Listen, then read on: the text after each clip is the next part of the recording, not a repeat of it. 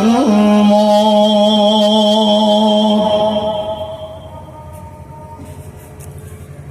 قال رسول الله صلى الله عليه وسلم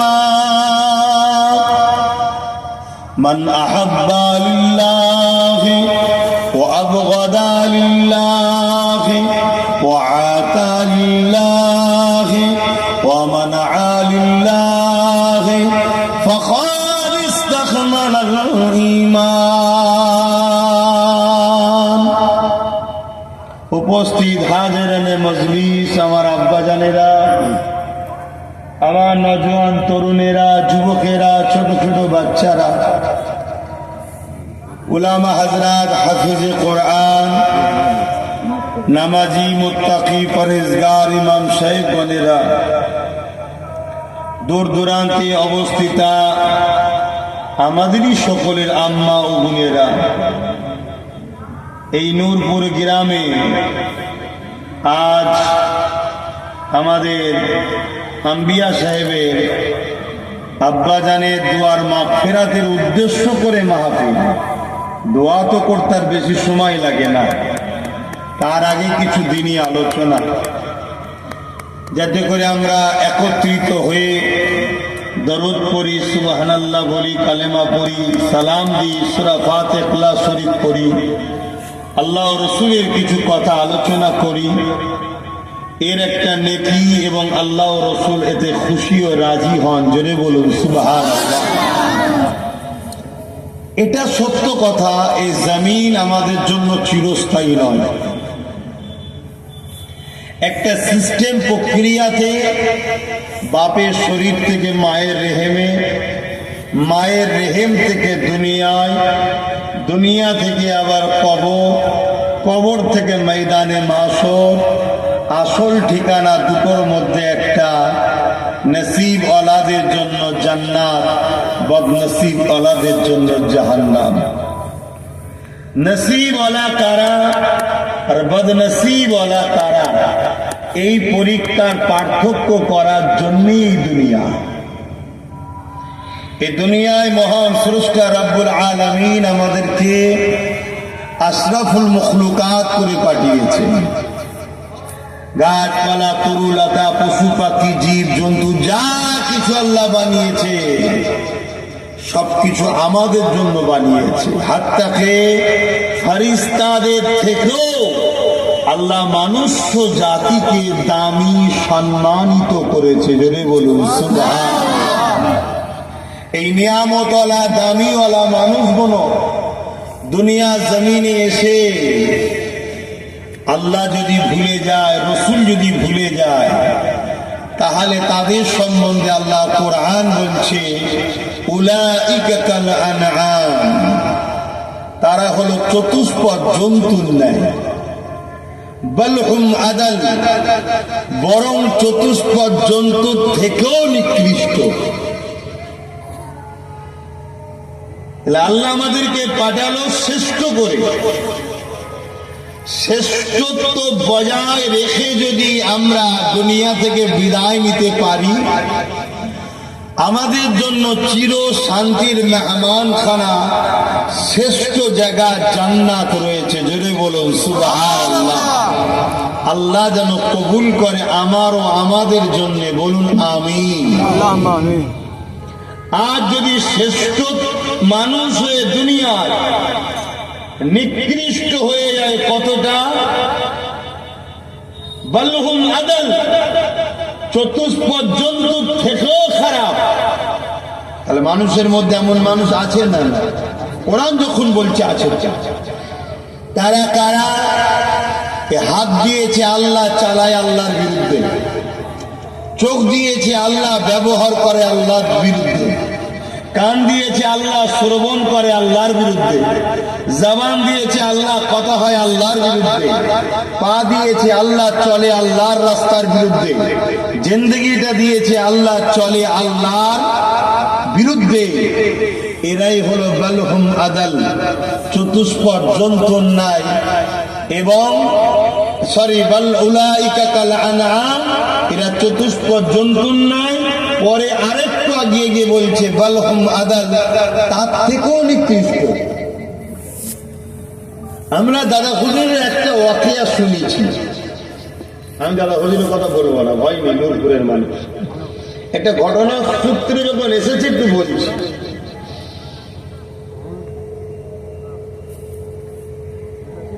কেন যার হাত ধরেই বড় হই তাকেই তো বড় হয়ে ঠোকর মারি আমরা। এটা মানুষের একটা নেচার, তবে সব মানুষের নয়, খারাপ মানুষের নেচার। যে বাপে মায়ের হাত ধরে বড় হয়, আমরা বড় হয় তো সেই বাপ মাকে অবহেলা বেশি করি নাকি? দিনটাও যার হাত ধরে পেয়েছি তাকেই তো এখন বেশি অবহেলা করছি। নতুন শ্বশুর শাউরি পেলে বাপ মা বুড়ো বুড়ি হয়ে যায় আর তার আব্বাজান আম্মাজান হয়ে যায়। এটাই তো মানুষের মধ্যে চলে নাকি? সব মানুষ করে নাকি? যারা খারাপ মানুষ, ভালো মানুষ যারা হয় তারা বাপ মার মর্যাদা দুনিয়ার কারোর সঙ্গে মিলাতে পারে না। তো দাদা হুজুর রহমাতুল্লাহ আলাইহি তিনি দ্বীনের প্রচার করছেন, ওয়াজ করছেন। এই মাহফিলে বসে কেউ একজন কিছু বিয়াদবি করছিল। দাদা হুজুর বলে, দেখতো বাবা কি হয়েছে। ওই দেখতো বলাতে পিটাতে পিটাতে মেরে ফেলেছে। তখন চলছিল ব্রিটিশ সময়, যখন মেরে ফেলেছে দাদা হুজুর বললে, বাবা আমি তো দেখতে বললাম মেরে দিলি, যা যা পুঁতে দিকে যা। কি বললো, কবর দিতে না পুঁতে দিতে? বলুন, পুঁতে দিতে। যা বাবা পুঁতে দিকে যা। মানুষ নিয়ে যে মাটিটা নিতে দিয়েছে, কথা কত গুরুত্ব দেয়নি। দাদা হুজুর কবর না বলে পুতার কথা বলবো, এটা মানুষের মাইন্ডে আসে না। কেউ যে খবর দিয়েছে, সবাই তার পক্ষে থাকে না রে বাবা। এই ঘটনা অনেক ছোট করে বলছি, ব্রিটিশ পুলিশ চলে এসছে, হুজুরকে জিজ্ঞেস করছে যে আপনি তো ধার্মিক মানুষ, আপনি সত্য কথা বলুন। শুনেছি মুসলমানরা কখনো মিথ্যা কথা বলেনি, এবং আপনি ধার্মিক মানুষ, বলুন। কথা ঠিকই, মুসলমান কখনো মিথ্যা বলে না, কিন্তু মুসলিম লেবাসে এখন অনেক মিথ্যা হচ্ছে, তার জন্য মুসলমান দোষী নয়। লেবাসটা খুলে দেখো হাকিকাতে কে আছে। মুসলমান কখনো মিথ্যা কথা বলে না। তো এই সময় দাদা হুজুর রহমাতুল্লাহ বললেন, বাবা আপনি ঠিকই শুনেছেন, মুসলমান মিথ্যা বলে না। আপনার কাছে যে রিপোর্ট দিতে সে ভুল দিয়েছে। আমার মুরিদ কখনো মানুষ মারতে পারে না। জোরে বলুন সুবহানাল্লাহ। আপনারাও বলবেন, এই তো বললেন মেরে ফেলেছে, আবার বলবেন সুবহানাল্লাহ। হ্যাঁ, দিয়ে চলো না। পুলিশ যখন পেয়ে যায় তখন দেখবেন দুশ্মন প্রকাশ্য বেরিয়ে পড়ে। তারা তখন বলছে, হ্যাঁ এখানে পুঁতেছে, কেমন হুজুর, হ্যাঁ মিথ্যা কথা বলছে। দাদা হুজুর বলছেন, বাবা আমি আমার কথাতে একমত। বলছে যখন খোঁড়ো, দেখছে হ্যাঁ টাটকা মাটি ফেলা আছে, খুঁড়েছে, দেখছে ওর ভেতরে একটা চতুষ্পদ জন্তু শরীর আকৃতিতে একজন পড়ে আছে। বলুন নাউজুবিল্লাহ। আল্লাহর কোরআন যে বললো, উলাইকা কাল আনআম, তারা চতুষ্পদ জন্তুর নাই, বালহুম আদাল, তার থেকেও খারাপ। আমরা তো মানুষ সুরাতে ভরে দিই, কবরে যাওয়ার পরে তার সুরাত কি হচ্ছে সেটা তো কেউ দেখতে যাচ্ছে না। এবং হাদিস পাকের মধ্যে আছে, জাহান্নামীদের ঘরে যখন জাহান্নামে দেওয়া হবে, এই সুরাতে দেওয়া হবে না। কেন, এই সুরাতটা আল্লাহর বড় পছন্দনীয় সুরাত, এবং বাপ আদমের সুরাত, রাসূলুল্লাহর সুরাত। এই যে ডিজাইন, এই ডিজাইনে দেবে না, আল্লাহ বিভস্ত চেহারা করে দেবে, এবং এই চামড়াকে 70 গজ মোটা করে দেবে। 70 গজ বোঝেন তো, কাপড়ের কাজ করেন তো। তাহলে আজকে আমরা দেখছি মানুষ, তার আখলাক, তার কাজ, তার খসলত, তার চালচলন চতুষ্পদ জন্তুর থেকে নিকৃষ্ট। তাই কোরআন বলছে মানুষ হলো শ্রেষ্ঠ। কত শ্রেষ্ঠ? ফেরেশতাদের থেকেও শ্রেষ্ঠ মানুষ। জোরে বলুন সুবহানাল্লাহ। আমি এরকম করেই বানিয়েছি, কাউকে আমি ছোট বড় সবাইকে দামি করে বানিয়েছি। কিন্তু দুনিয়ায় গিয়ে তোদের জ্ঞান বিবেক বুদ্ধি হওয়ার পর তোরা যদি নিকৃষ্ট হয়ে আসিস, তাহলে তোদের জন্য রয়েছে জাহান্নাম। আর যদি শ্রেষ্ঠ হয়ে আসিস তাহলে হলো জান্নাত। এ দুনিয়া কারো জন্য নয়, চিরস্থায়ী। এটা একটা পরীক্ষা। সবাইকে এই মঞ্জিলে যেতে হবে, সবাইকে কবরে যেতে হবে, আমাকেও যেতে হবে। আল্লাহ আমাকে মানুষের মতো মানুষে যাওয়ার তৌফিক দিক, বলুন আমিন। আপনাদের জন্য এ দোয়া আল্লাহ কবুল করো, বলুন আমিন। এবারে মানুষের মতো মানুষ হতে গেলে কি করা দরকার? আল্লাহর কোরআন বলছে, মা আতাকুমুর রাসূল ফাখুযুহু ওয়া মা নাহাকুম আনহু ফান্তাহু। তোমরা আমার রাসূল যা আদেশ করছে মেনে নাও, আমার রাসূল যা নিষেধ করছে ছাড়ো। যা আদেশ করছে মানতে হবে, যা নিষেধ করছে ছাড়তে হবে। দুটো আদেশ মানবো, চারটে ছেড়ে দেবো, চারটে মানবো, দুটো ছেড়ে দেবো, এটা হবে না। এখানে একটা কথা থাকে, চেষ্টা করতে হবে। হয়তো চেষ্টা করতে গিয়ে কিছু ভুল হয়ে গেছে, ওটা আল্লাহ দেখছে, ওটার মাফি আছে।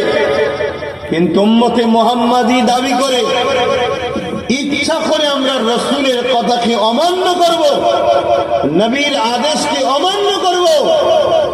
আল্লাহ মাফ করুন, আল্লাহ হিদায়াত করুক আমাকে আমাদেরকে। উদখুলু ফিস সিলমি কাফা, পরিপূর্ণভাবে ইসলামে আসতে হবে, নচেত হবে না। এবার চেষ্টা করতে গিয়ে বান্দার ভুল হয়ে গেল। বান্দা চেষ্টা করছে 5 ওয়াক্ত নামাজ পড়বো, ফজরে ঘুম ভাঙে না।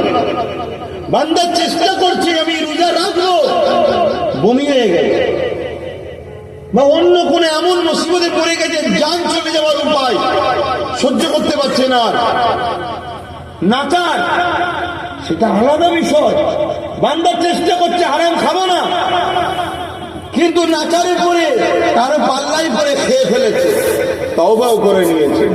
বান্দা চেষ্টা করেছে আমি চুরি করব না, জুলুম করব না, অন্যায় করব না, কিন্তু নাচারে হয়ে গেছে। নাচারের মাপ আছে, আর নাচারে হয়ে যাওয়ার পর তওবা করতে হয়।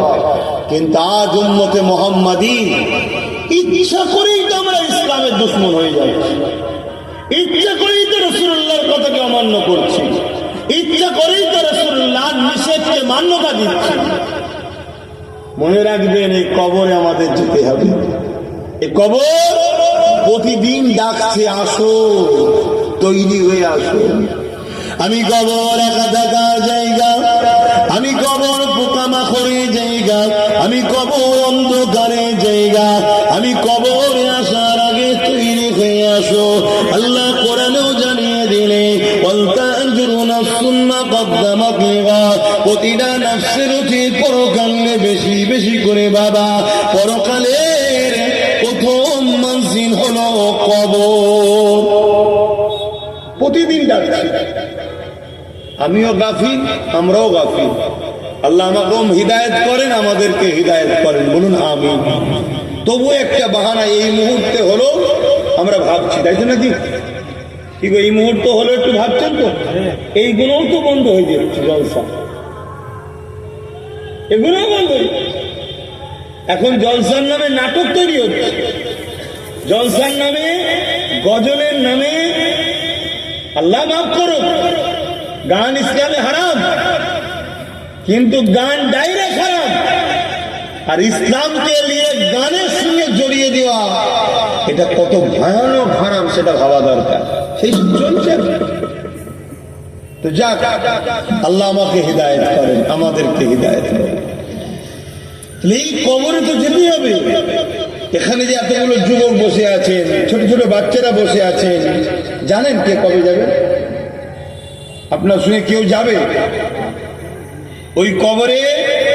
আল্লাহ রসুল বলছে, হয় জান্নাতের টুকরা হবে, না জাহান্নামের একটা গর্ত হবে। আজ মরলে কালকে তো কবর। আল্লাহ মাফ করুন। দুনিয়ায় যাকে ছেড়ে আমরা দুনিয়ায় চলে গেছি, যে রাসূলুল্লাহ থেকে মুখ আমরা ফিরিয়ে নিয়েছি, ওই কবরের জমিনে রাসূলুল্লাহ আসবে, নবী পাককে দেখানো হবে, নবী পাককে দেখিয়ে জিজ্ঞাসা করা হবে, ইনি হলেন মুহাম্মদ রাসূলুল্লাহ, ইনাকে তুমি দুনিয়ায় কিভাবে মানতে, ইনা সম্বন্ধে তোমার দুনিয়ায় কি ধারণা ছিল বলো। ওই কবরের জমিনে তারা তো না নাজাত পাবে। যারা রাসূলুল্লাহকে দুনিয়ায় মডেল করে নিয়েছে, যারা রাসূলুল্লাহকে দুনিয়ায় নেতা রাসূল হিসাবে মেনে নিয়েছে, যারা দুনিয়া জমিনে রাসূলুল্লাহকে আইডল হিসাবে মেনেছে, এ যুবকেরা তরুণেরা যারা দুনিয়া জমিনে রাসূলুল্লাহকে কোরআনের আয়াত অনুযায়ী লাকাদ কানা লাকুম ফি রাসূলিল্লাহি উসওয়াতুন হাসানা সবথেকে উত্তম মডেল হিসাবে মুহাম্মদ রাসূলুল্লাহকে একমাত্র মডেল হিসাবে মেনে নিয়েছে, তারাই তো কবরের জমিনে বলতে পারবে ইনি হলেন আমাদের রাহমাতাল লিল আলামিন, ইনি হলেন আমাদের দয়ার নবী, ইনি আমাদের আইডল, ইনি আমাদের মডেল, ইনি আমাদের রাসূল, ইনি আমাদের নেতা। তাদের জন্যই তো কবরে জান্নাতের বাগিচা করে দেয়া হবে।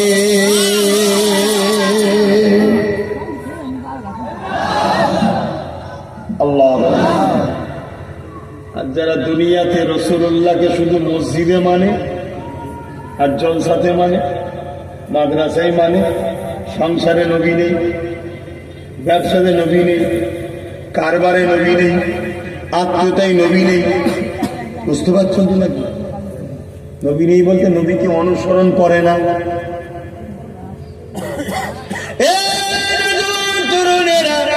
কিভাবে ব্যবসা করবেন আমার রাসূলুল্লাহ থেকে শিখতে হবে, দুনিয়ার কাউকে ফলো করলে হবে না। বিজনেস লাইফে মডেল আমার রাসূলুল্লাহকে বানাতে হবে, ওই বিজনেসে বরকত হবে, ওই বিজনেস তোমাকে দুনিয়া আখিরাতের কামিয়াবি দেবে।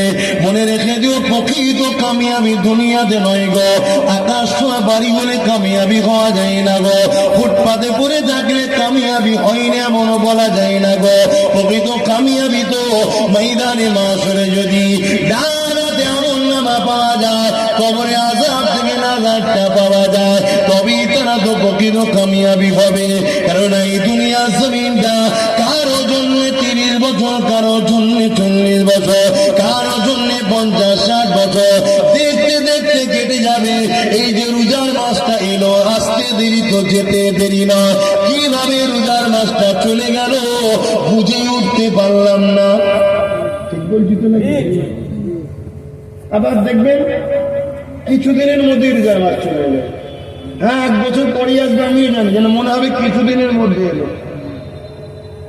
গত বছর ইসাল সাহেব মনে হচ্ছে কেটেছে, এখন এই বছর ইসাল সাহেব চলে গেছে, আমার বিশ্বাস হচ্ছে না যে এই বছর হয়ে গেছে। তাহলে দেখতে দেখতে দিন চলে যাচ্ছে। এইরকম জায়গায় বসে আর এই চেয়ারে বসে কষ্ট হচ্ছে, সোজাসুজি নেই তো, আমাকে বসতে হয়েছিলাম কোলটায়, ছোট হয়ে যাচ্ছে তো, পাফসকে যাচ্ছে।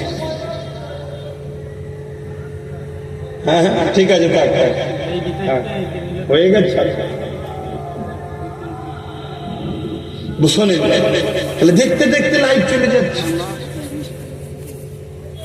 দুনিয়ায় কে কি পেয়েছে, কে কত বড় হয়েছে, এটা প্রকৃত সাকসেসফুল নয়। ময়দানে মাশরে যারা ডানাতে আমলনামা পাবে তারা হলো কামিয়াবি, যারা বাহাতে পাবে তারা হলো অকামিয়াবি। এই ডানাতে আমলনামা পেতে গেলে লাইফের প্রতিটা মুহূর্তে একজনকে ফলো করতে হবে, সেটার নাম আব্বাস সিদ্দিকী নয়, সেটার নাম কোন সিদ্দিকী নয়, কোন মুফতি, কোন মৌলানা, কোন বক্তা নয়, সেটা হলেন মুহাম্মদুর রাসূলুল্লাহ। জোরে বলুন সুবহানাল্লাহ, আরো জোরে বলেন না সুবহানাল্লাহ। আজ দাদা হুজুর 5 হুজুর, দাদা হুজুর 5 হুজুর, দাদা হুজুর 5 হুজুর করে লোক পাগল কেন?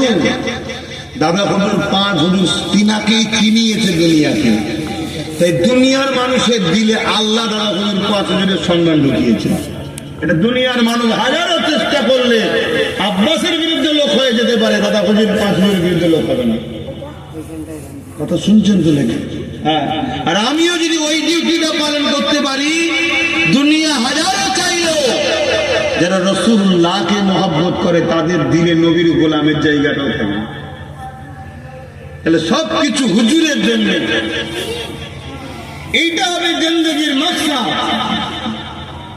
আমি নামাজ পড়বো আমার নবী পাক যেভাবে পড়েছে, আমি রোজা রাখবো আমার নবী পাক যেভাবে রেখেছে, আমি হজ করবো আমার নবী পাক যেভাবে করেছে, আমি সংসার করবো আমার নবী পাক যেভাবে করেছে, আমি কারবার করবো আমার নবী পাক যেভাবে করতে বলেছে। নিজের জিন্দেগি, ধর্মনীতি, সমাজনীতি, পরিবার নীতি, রাষ্ট্রনীতি, রাজনীতি, সম্প্রীতি নীতি, মানব বন্ধন নীতি, এমনকি অমুসলিমের সঙ্গে কিভাবে সম্পর্ক রাখবে, কিভাবে তাদেরকে ভালোবাসবে, সেটা আমার রাসূলুল্লাহকে ফলো করতে হবে। আমার নবী পাক যেভাবে করেছে ওইভাবে সম্পর্ক রাখতে হবে। এ নওজওয়ানেরা, তরুণেরা, এটাই হবে আমাদের জন্য আল্লাহ পাক প্রকৃত রাস্তা, এটাই হবে আমাদের কামিয়াবি দুনিয়া আখিরাতে। আজ দুনিয়াতে আমরা এত আচরাচ্ছি, কামিয়াবি কিন্তু হতে পারছি না। এত কিছু গাড়ি বাড়ি থাকার পরও আমাদের অন্তরে কিন্তু শান্তিটা আসছে না।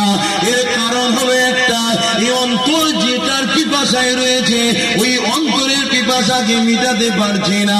যেমন আমাদের পিপাসা লাগলে পানি পান করা, শরীরের জন্য হাজার রকম ভিটামিন লাগে, তবে শরীর চাঙ্গা থাকে, সুস্থ থাকে। ঠিক আমার রূহ, আমার কল্প, আমার অন্তরে একটা পিপাসা আছে, এই অন্তরে কলচিটাতে শান্তি থাকে। ওই পিপাসাটা হলো মুহাম্মদ রাসূলের প্রেম ও আদর। আমাদের মধ্যে বড় দুর্বল হয়ে গেছে। আজ আমরা সবাই বলি রাসূলুল্লাহকে ভালোবাসি, আজ আমরা বলি রাসূলুল্লাহকে প্যার করি, কিন্তু মনে রাখবে রাসূলুল্লাহর প্রকৃত প্রেমিক কারা? আল্লাহ নবী জানিয়ে দিলে, মান আহাব্বা সুন্নতি, যারা আমার সুন্নতকে ভালোবাসলো, ফাকাদ আহাব্বানি, যারা আমি রাসূলুল্লাহ আমাকে ভালোবাসলো। তাই রাসূলুল্লাহকে ভালোবাসলো কারা? আল্লাহ নবী নিজের জবানে জানিয়ে দিল, মান আহাব্বা সুন্নতি, যারা আমার সুন্নতকে ভালোবাসে, যারা প্রকৃত আমি রাসূলুল্লাহ আমাকে ভালোবাসলো, যারা আমাকে ভালোবাসলো, কানা মাই ফিল জান্নাহ, তারা আমার সঙ্গে জান্নাতে চলে যাবে। আরো জোরে বলুন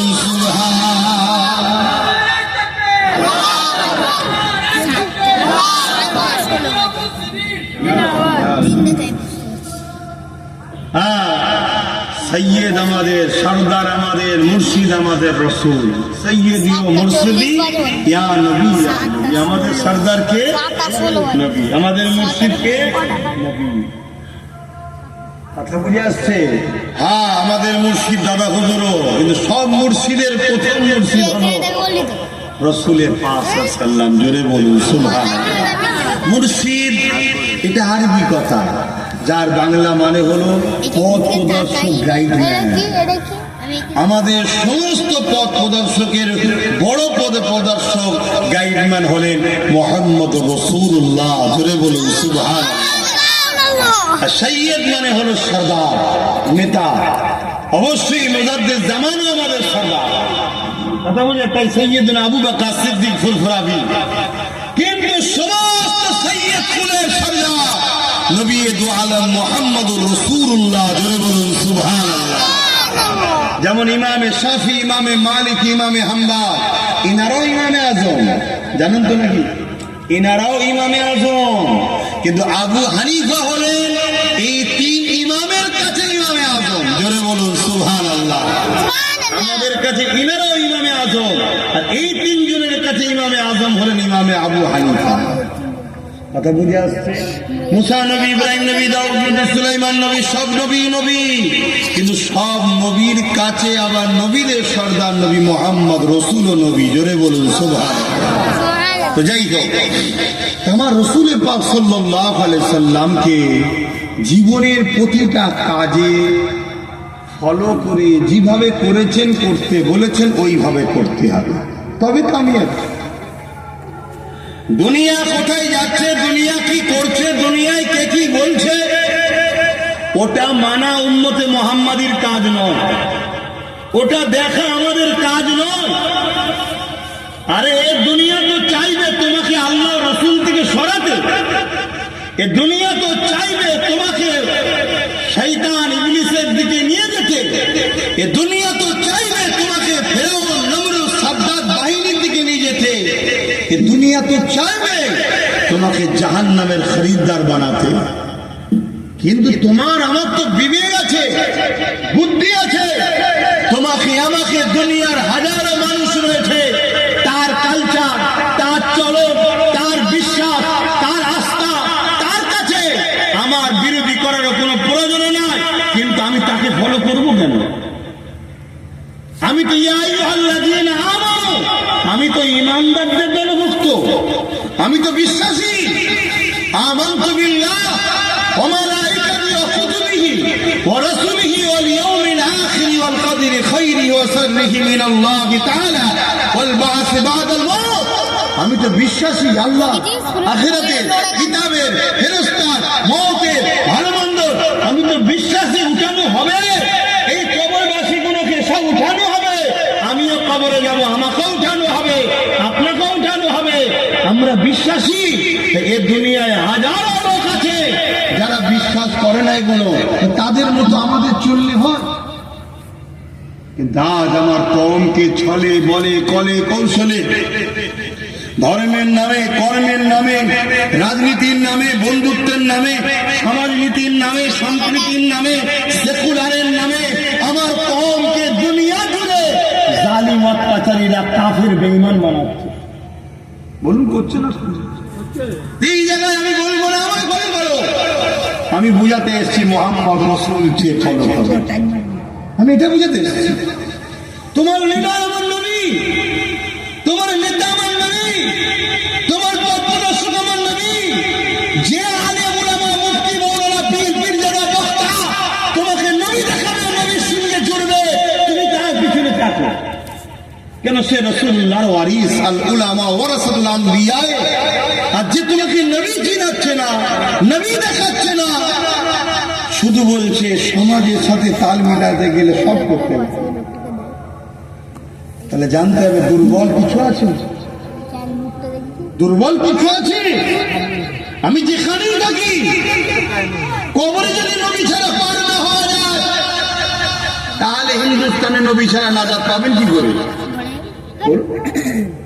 কোন একটা জায়গা বলুন যে জায়গায় আপনি নবী ছাড়া পার হতে পারবেন? আল্লাহ বলেছেন পুলসিরাতে, মিজানে বলুন। তাহলে আপনার সংসার জীবনটা নবী ছাড়া হয় কি করে? আপনার অর্থনীতি, ব্যবসায়ী জীবনটা নবী ছাড়া হলো কি করে? আপনি যে কারবার করেন, ওই কারবারে আপনার নবীর সুন্নাত আছে? আপনি যে সংসার করেন স্বামী স্ত্রী, ওই সংসারের মধ্যে নবীর আদর্শ সুন্নাত আছে? আরে চেষ্টা তো করুন, চেষ্টা করতে গিয়ে ভুল হয়ে যায় আলাদা কথা, চেষ্টা তো করতে হবে। ভাই আমার, বুঝার চেষ্টা করুন। দুনিয়ায় হাকিকাতে কামিয়াবি, সাকসেসফুলের রেজাল্ট নাই, রেজাল্ট আউট হবে সুম্মা নুফিকা উখরা ফাইযা হুম কিয়ামুন ইয়ানজিরুন। যারা আগে চলে গেছে তারাও উঠবে, যারা পরে যাবে তারাও উঠবে, যারা শেষে যাবে তারাও উঠবে, সবাইকে উঠানো হবে। সেদিন যার ডান হাতে সেই তো কামিয়াবি।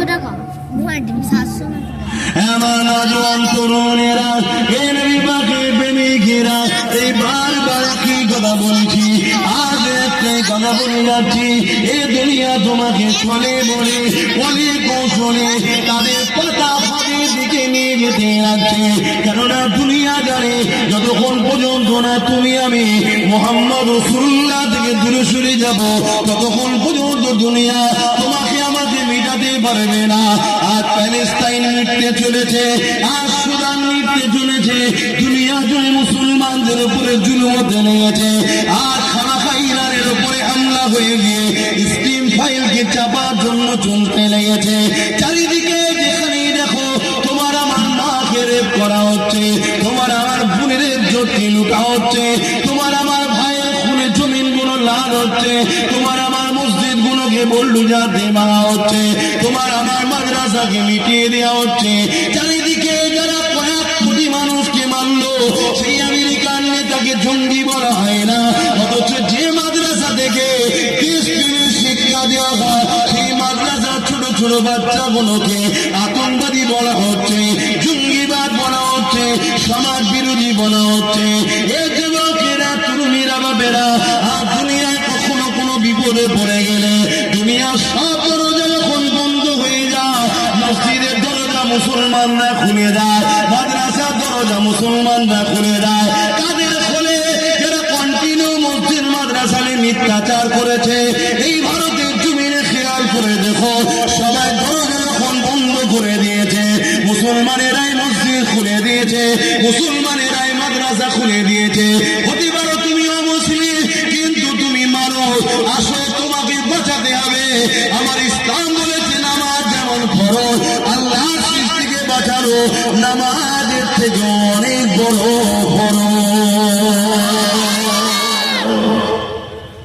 আজ কখনো শুনেছেন? বলবেন নামাজের থেকেও আল্লাহ সৃষ্টিকে বাঁচানো অনেক বড় ফরজ। এটা শুনেছেন তো?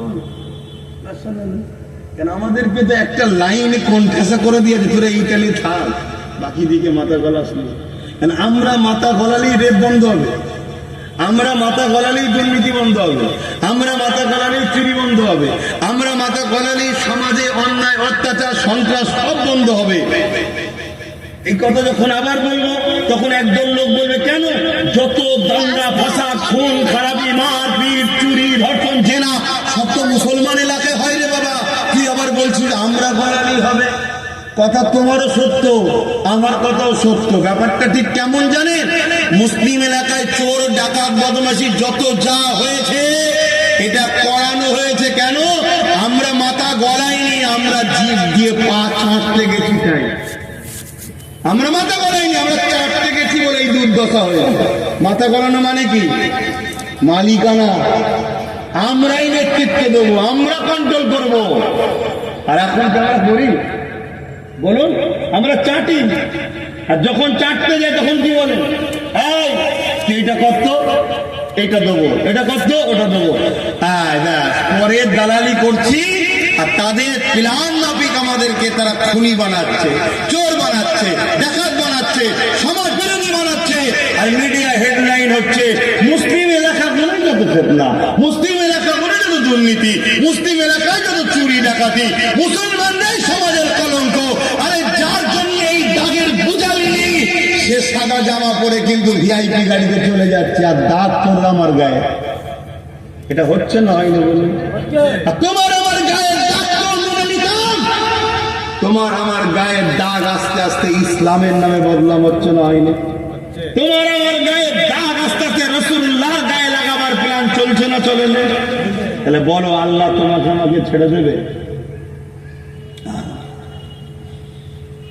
বাবেরা, জওয়ানেরা, তরুণেরা বোঝার চেষ্টা করে, এই বলে দিয়ে যায় যে রাসূলুল্লাহ সারা জীবনটা তোমার আমার জন্য কাঁদলো, যে রাসূলুল্লাহ ছাড়া জান্নাত পাওয়া যাবে না। আর সামান্য এক মুঠো ভাত পেলে, সামান্য কি টাকা পথ পেলে, তার জন্য জীবন কুরবান করে দিলে, তার জন্য জেলের আসামি হয়ে গেলে, তার জন্য সব কিছু করতে পারলে। আর যে রাসূলুল্লাহ তোমাকে আমাকে আল্লাহ চিনিয়েছে, যে রাসূলুল্লাহ তোমাকে আমার মা বাপের পায়ের তলায় জান্নাত, মা হলো জান্নাত, বাপ হলো জান্নাতের দরজা, এই শিক্ষার আদর্শ দিয়েছে। যে রাসূলুল্লাহ তোমাকে আমাকে প্রেম ভ্রাতৃত্ব করা শিখিয়েছে, যে রাসূলুল্লাহ তোমাকে আমাকে ইজ্জতের সঙ্গে মাথা তুলে বাঁচার রাস্তা দেখিয়েছে, যে রাসূলুল্লাহ তোমাকে আমাকে দাসত্ব প্রথা থেকে আজাদ করে দিয়েছে, যে রাসূলুল্লাহ নারীদের ঘরে জিন্ত প্রথার হাত থেকে বাঁচিয়েছে, যে রাসূলুল্লাহ তোমার আমার জন্য এই জমিনে কতবার মার খেয়েছে, কত অত্যাচারের শিকার হয়েছে, যে রাসূলুল্লাহ সারা জীবন তোমার আমার জন্য কেঁদেছে, আজ রোজা মুবারকে কাঁদতেছে। কাল কিয়ামতের কঠিন দিনেতে, যেদিন বাপ ছেলে হবে না, ছেলে বাপের হবে না, মামের হবে না, মামের হবে না, স্বামী স্ত্রী হবে না, কেউ কারো হবে না।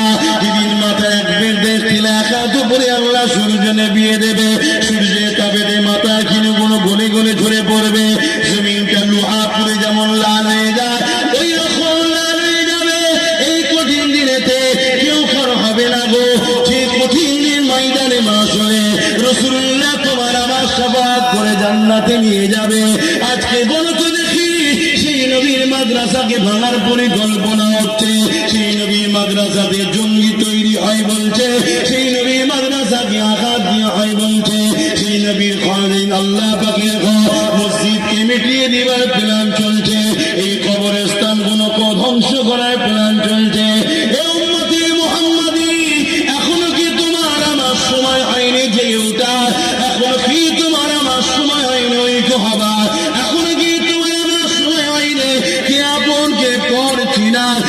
যদি তোমার আমার সময় হয়নি কোন কাতারে থাকা মনে রেখে দিয়ে আমার রাসূলুল্লাহ বলে দিলে এ আমার উম্মত উম্মতিরা বাবারা শুনে রেখে দেবে জেনে রেখে দেবে আমি রাসূলুল্লাহ জানিয়ে দিলাম কোন জালিমকে যদি কোন মুসলমান সাপোর্ট করে শক্তিশালী করার জন্য ওই মুসলমানটা ইসলাম থেকে বেরিয়ে যাবে এত ভয়ানক কথা রাসূলুল্লাহ বলে গেছে এই সাবধান সতর্ক হওয়ার কিয়ামতটা বড় কঠিন হবে যেদিন আল্লাহ পাকের ফেরেশতা জিবরাইলকে বলা হবে আল্লাহ জাহান্নামকে নিয়ে এসে আর সেই বাবাসে বেঁধে দাও জাহান্নামকে 70,000 জিঞ্জির দিয়ে বাঁধা হবে এক একটা জিঞ্জিরে 70,000 করে ফেরেশতা ধরে রাখবে জাহান্নামকে ধরে রাখতে পারবে না জাহান্নাম গর্জন করে লম্বা লম্বা করে শিকাবার করে গুনাহগারকে ধরতে লাগবে ওই কঠিন দিনে তোমার আমার কি হবে উপায় এ যুবক দুনিয়ার গাড়ি বাড়ির নেশায় দুনিয়ার ভিক্ষার নেশায় দুনিয়ার তথাকথিত ইসলাম বিরোধী নেতাদের খুশি করার নেশা নিজেকে জাহান্নামের খরিদ্দার বানিয়ে দিও না গো আল্লাহকে ভয় করো নবীকে প্রেয়ার করো ওই ময়দানে মাশরে যিনি ছাড়া জান্নাতে যাওয়া যাবে না সেই রাসূলুল্লাহর জন্য তোমার আমার ভাবা দরকার আছে না না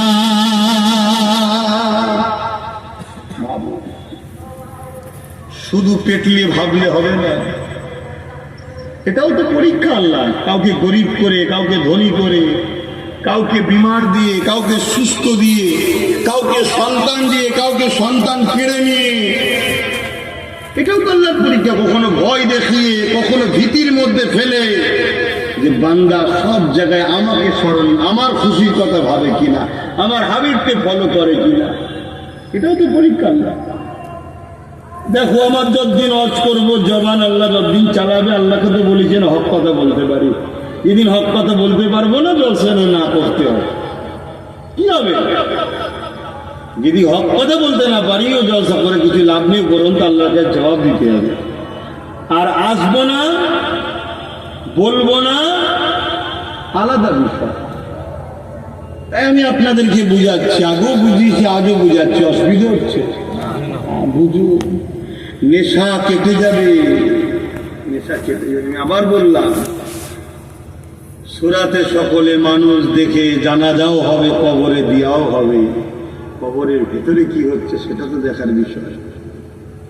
রাসূলুল্লাহর হাজিরি পারো কামিয়াবি, আর রাসূলুল্লাহর যে হবে সে কখনো নবীর দুশমনের, দিনের দুশমনদের হতে পারে না।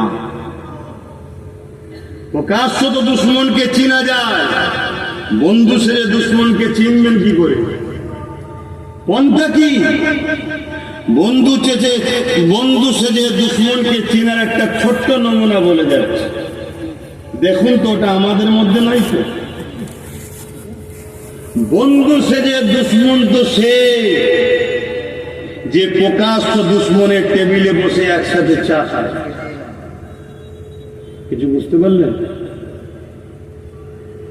প্রকাশ্য দুশ্মনকে তো চিনা যায়, বন্ধু সেজে দুশ্মনকে চিনার পন্থা হলো প্রকাশ্য দুশ্মন যে আপনার, তার সাথে এক টেবিলে বসে চা খায়, নাস্তা করে, গল্প চলে, মনে রেখে দেব ওই টেবিলে বসেই তোমার শেষ করার পরিকল্পনা হচ্ছে। ঠিক তেমনি ইসলামের যে প্রকাশ্য দুশ্মন, তুমি রাসূলুল্লাহকে ভালোবাসো বলা, তার টেবিলে বসেই তুমি ওই হাড্ডা করছো, তার সাথে নিশ্চয় এটাও বুঝে নেওয়া দরকার, তুমিও তার সাথে বসেই ইসলাম মিটাবার পরিকল্পনাই করেছো। আমার কথা বুঝছেন তো নাকি? না মাথার উপর দিয়ে চলে যাচ্ছে সব?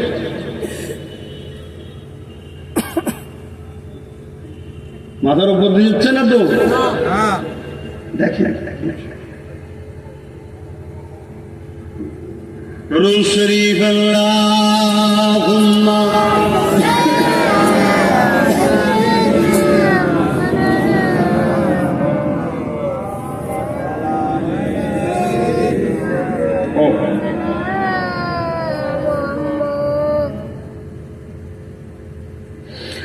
বারে বারে ভাবি একা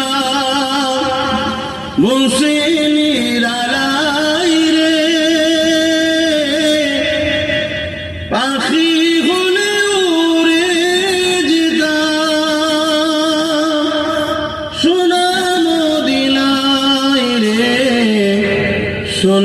মদিনায় রে বারে বারে ভাবি একা মুর্শিদের আড়াই রে পাখি বলে উড়ে যেতাম সোনার মদিনায় রে সোনার মদিনায় রে বুলবুলিরা কোথা যাও উড়ে যাও কোথায় রে আমার সালাম পৌঁছে দিও নবীজি রোজায় রে নবীজি রোজায় রে বারে বারে ভাবি একা মুর্শিদের আড়াই রে পাখি বলে উড়ে যেতাম সোনার মদিনায় রে সোনার মদিনায় রে রকম করো ও গো আল্লাহ ও হৃদয়াময় রে পাই যেন নবীর সভা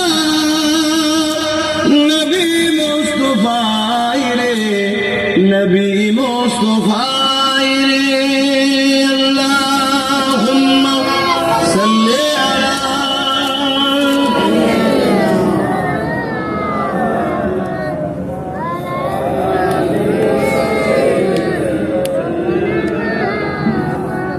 মুসলমানের ছেলেমেয়েরা তরুণেরা বাপেরা এ নজওয়ানেরা মন দিয়ে শোনেন এ দুনিয়া আমাদের জন্য পরীক্ষার একটা জায়গা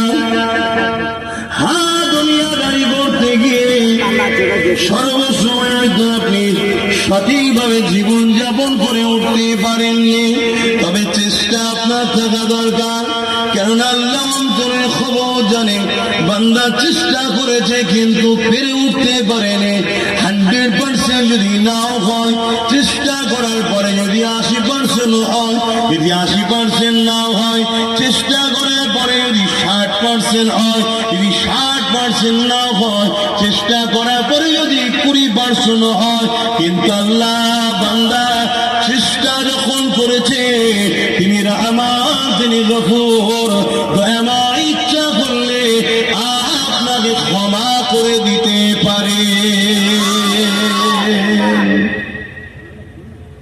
কিন্তু ইসলামের দুশ্মনী যদি করেন বলুন এখানে মাপ কি হতে পারে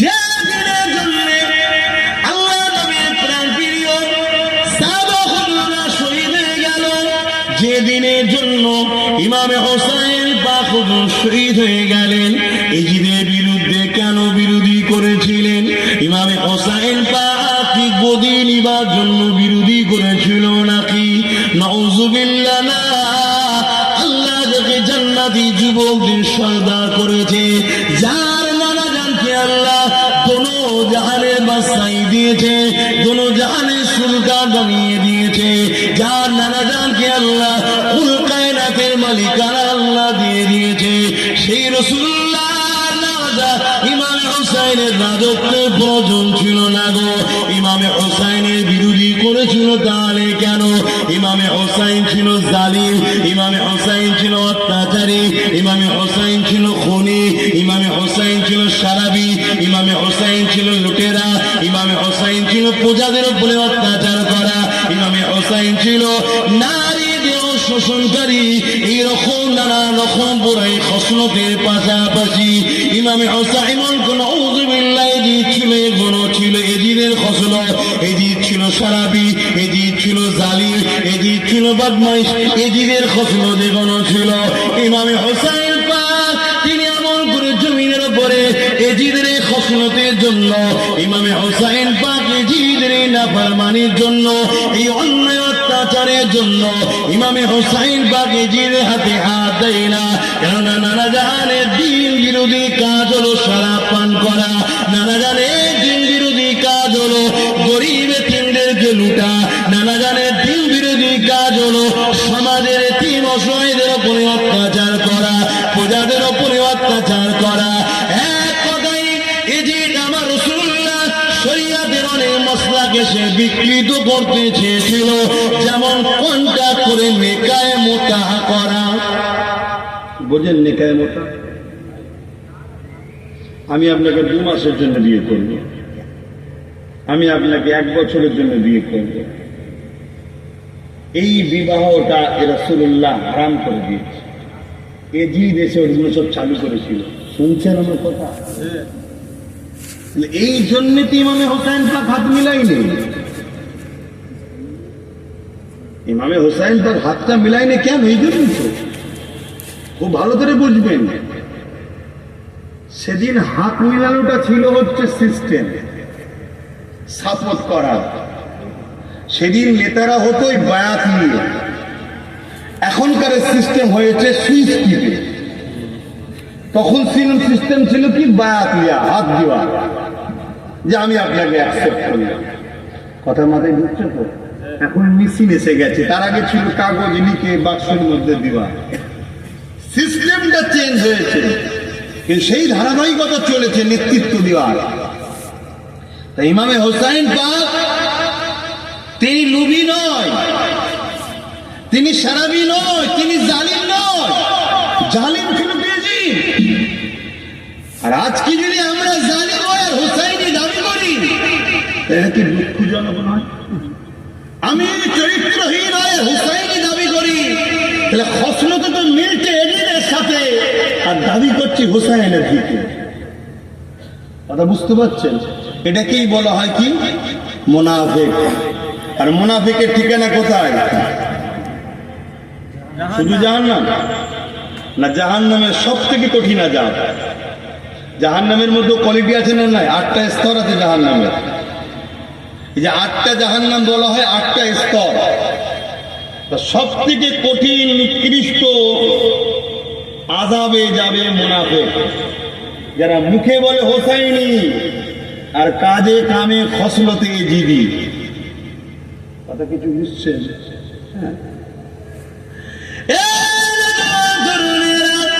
এরপর আমি বলে দিয়ে যাই, যদি আপনার নামাজ কাজা হয়ে যায়, আপনি ব্যক্তি জীবনের ক্ষতি করলে, আপনি যদি রোজা কাজা করে ফেলে, ব্যক্তি জীবনের ক্ষতি করলে, আপনার দ্বারা যদি হজ কাজা হয়ে যায়, হজ যদি না করতে পারে, মালদা টাকার পরও ব্যক্তি জীবনের ক্ষতি করলে, আপনি যদি নিজে অন্যায় করে, এটা ব্যক্তি জীবনের ক্ষতি করলে, এখানে তওবা যদি করেন, আল্লাহ পাক ক্ষমা করে দেবেন বলেছেন, ওয়াদা করেছে আল্লাহ ক্ষমা করে দেব।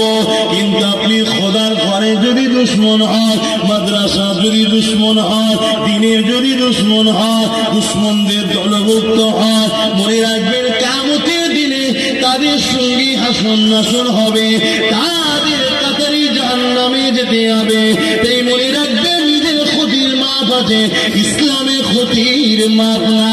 তাই আপনি যদি সাহসিকতার সাথে ইসলামের মুজাহিদদের পক্ষে দাঁড়াতে না পারে, মসজিদ মাদ্রাসা বাঁচাবার লড়াই যারা করছে এদের পক্ষে যদি দাঁড়াতে না পারে, ইসলামের হয়ে যারা আওয়াজ তুলছে এদের পক্ষে যদি দাঁড়াতে প্রকাশ্য নাও পারে, কমসে কম যারা ইসলামকে মিটাতে চায়, মসজিদ মাদ্রাসা মিটাতে চায়, তাদের দলকে ভিড় করে দাঁড়িয়ে তাদের কাতারে জাহান্নামে যাওয়াতে দূরে থাকে। এই যুবকেরা ইতিহাসকে শোনো, আল্লাহ পাক রাসূলুল্লাহকে কোরআনে ইতিহাস কেন শুনিয়েছিল ফিরাউনে, কেন শুনিয়েছিল মুসা নবী, কেন শুনিয়েছিল ইব্রাহিম নবী, কেন শুনেছিল নমরুদে, এই জন্য ইতিহাস শুনিয়েছিল। ইতিহাস থেকে তোমাকে আমাকে শিক্ষা নিতে হবে। সময়ের সাথে সাথে যুগে যুগে ফিরাউন আসবে, যুগে যুগে নমরুদ আসবে, যুগে যুগে এজিদ আসবে, যুগে যুগে কারবালা হবে। মনে রাখবে, শুধু ইমামে হোসেন কারবালা করেছে তা নয়, ইমামে হোসেন কারবালা করা চালু করে দিয়েছে, কারবালা শুরু করে দিয়েছে। হক না হকের লড়াই যুগে যুগে হবে। এই কারবালার আখরি ময়দান হবে নবী বংশের আওলাদ ইমামে হাসান হুসাইনের রক্তে জিগার উত্তরসূরি, এনার নেতৃত্বে এই কারবালা ফতেহ হবে। আলাইহিমুসসালাম। আরো জোরে বলুন সুবহানাল্লাহ।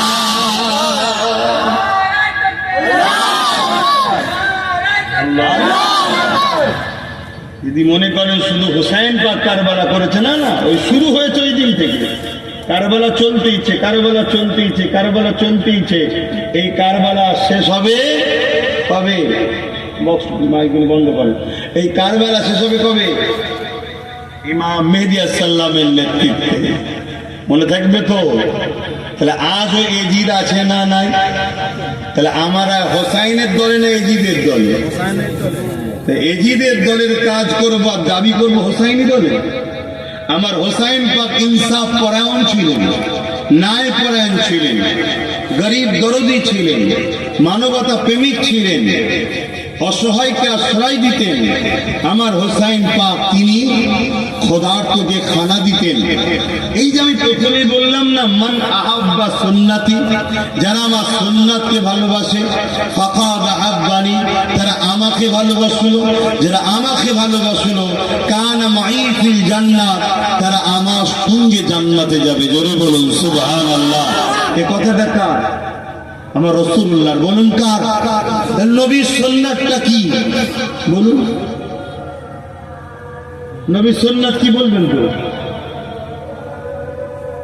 আমরা কম বেশি নবীর সুন্নাত দাড়িটাকে চিনি, টুপিটা জানি,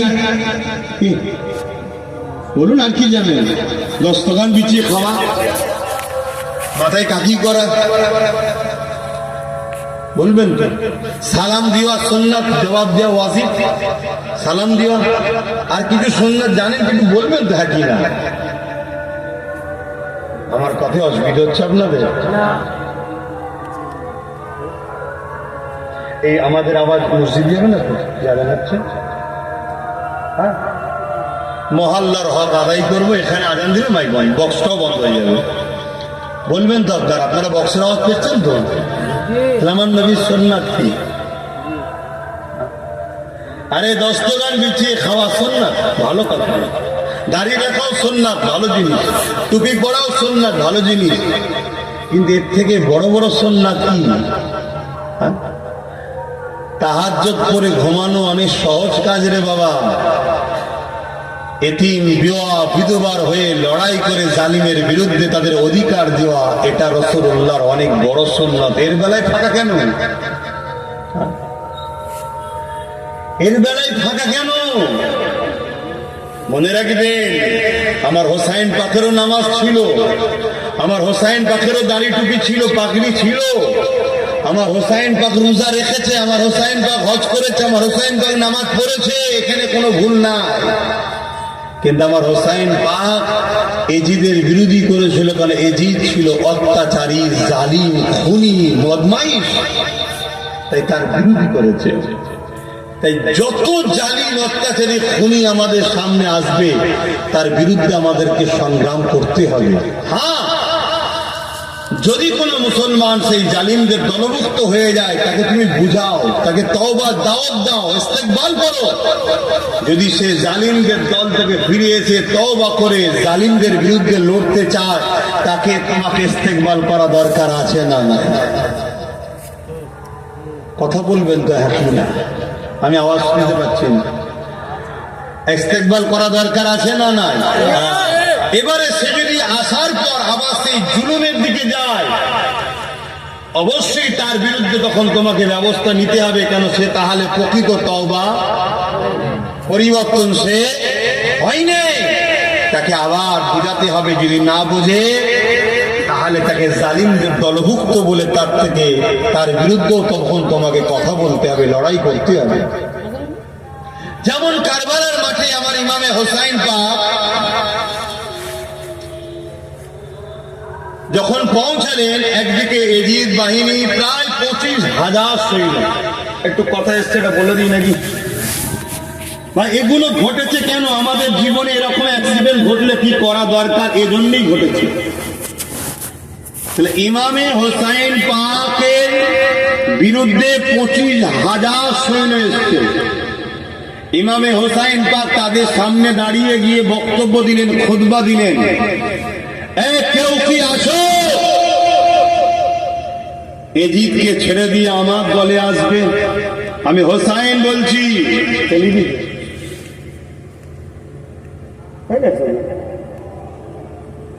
আমি হোসাইন বলছি,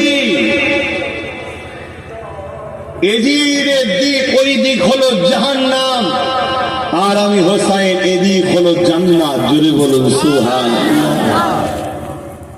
সেদিন আমার হোসাইন পাক আমাদেরকে শিখিয়ে দিয়েছে কোন দিকটা জাহান্নাম আর কোন দিকটা জান্নাত। শুনছেন? ইমামে হোসাইন পাক বললেন, কেউ কি আছো জাহান্নাম থেকে বেরিয়ে জান্নাতে আসার? 25,000-এর মধ্যে একজন মাত্র এসেছিল, হুর বিন এজিদ তার নাম। কি নাম? হুর বিন এজিদ রাদিয়াল্লাহু তাআলা।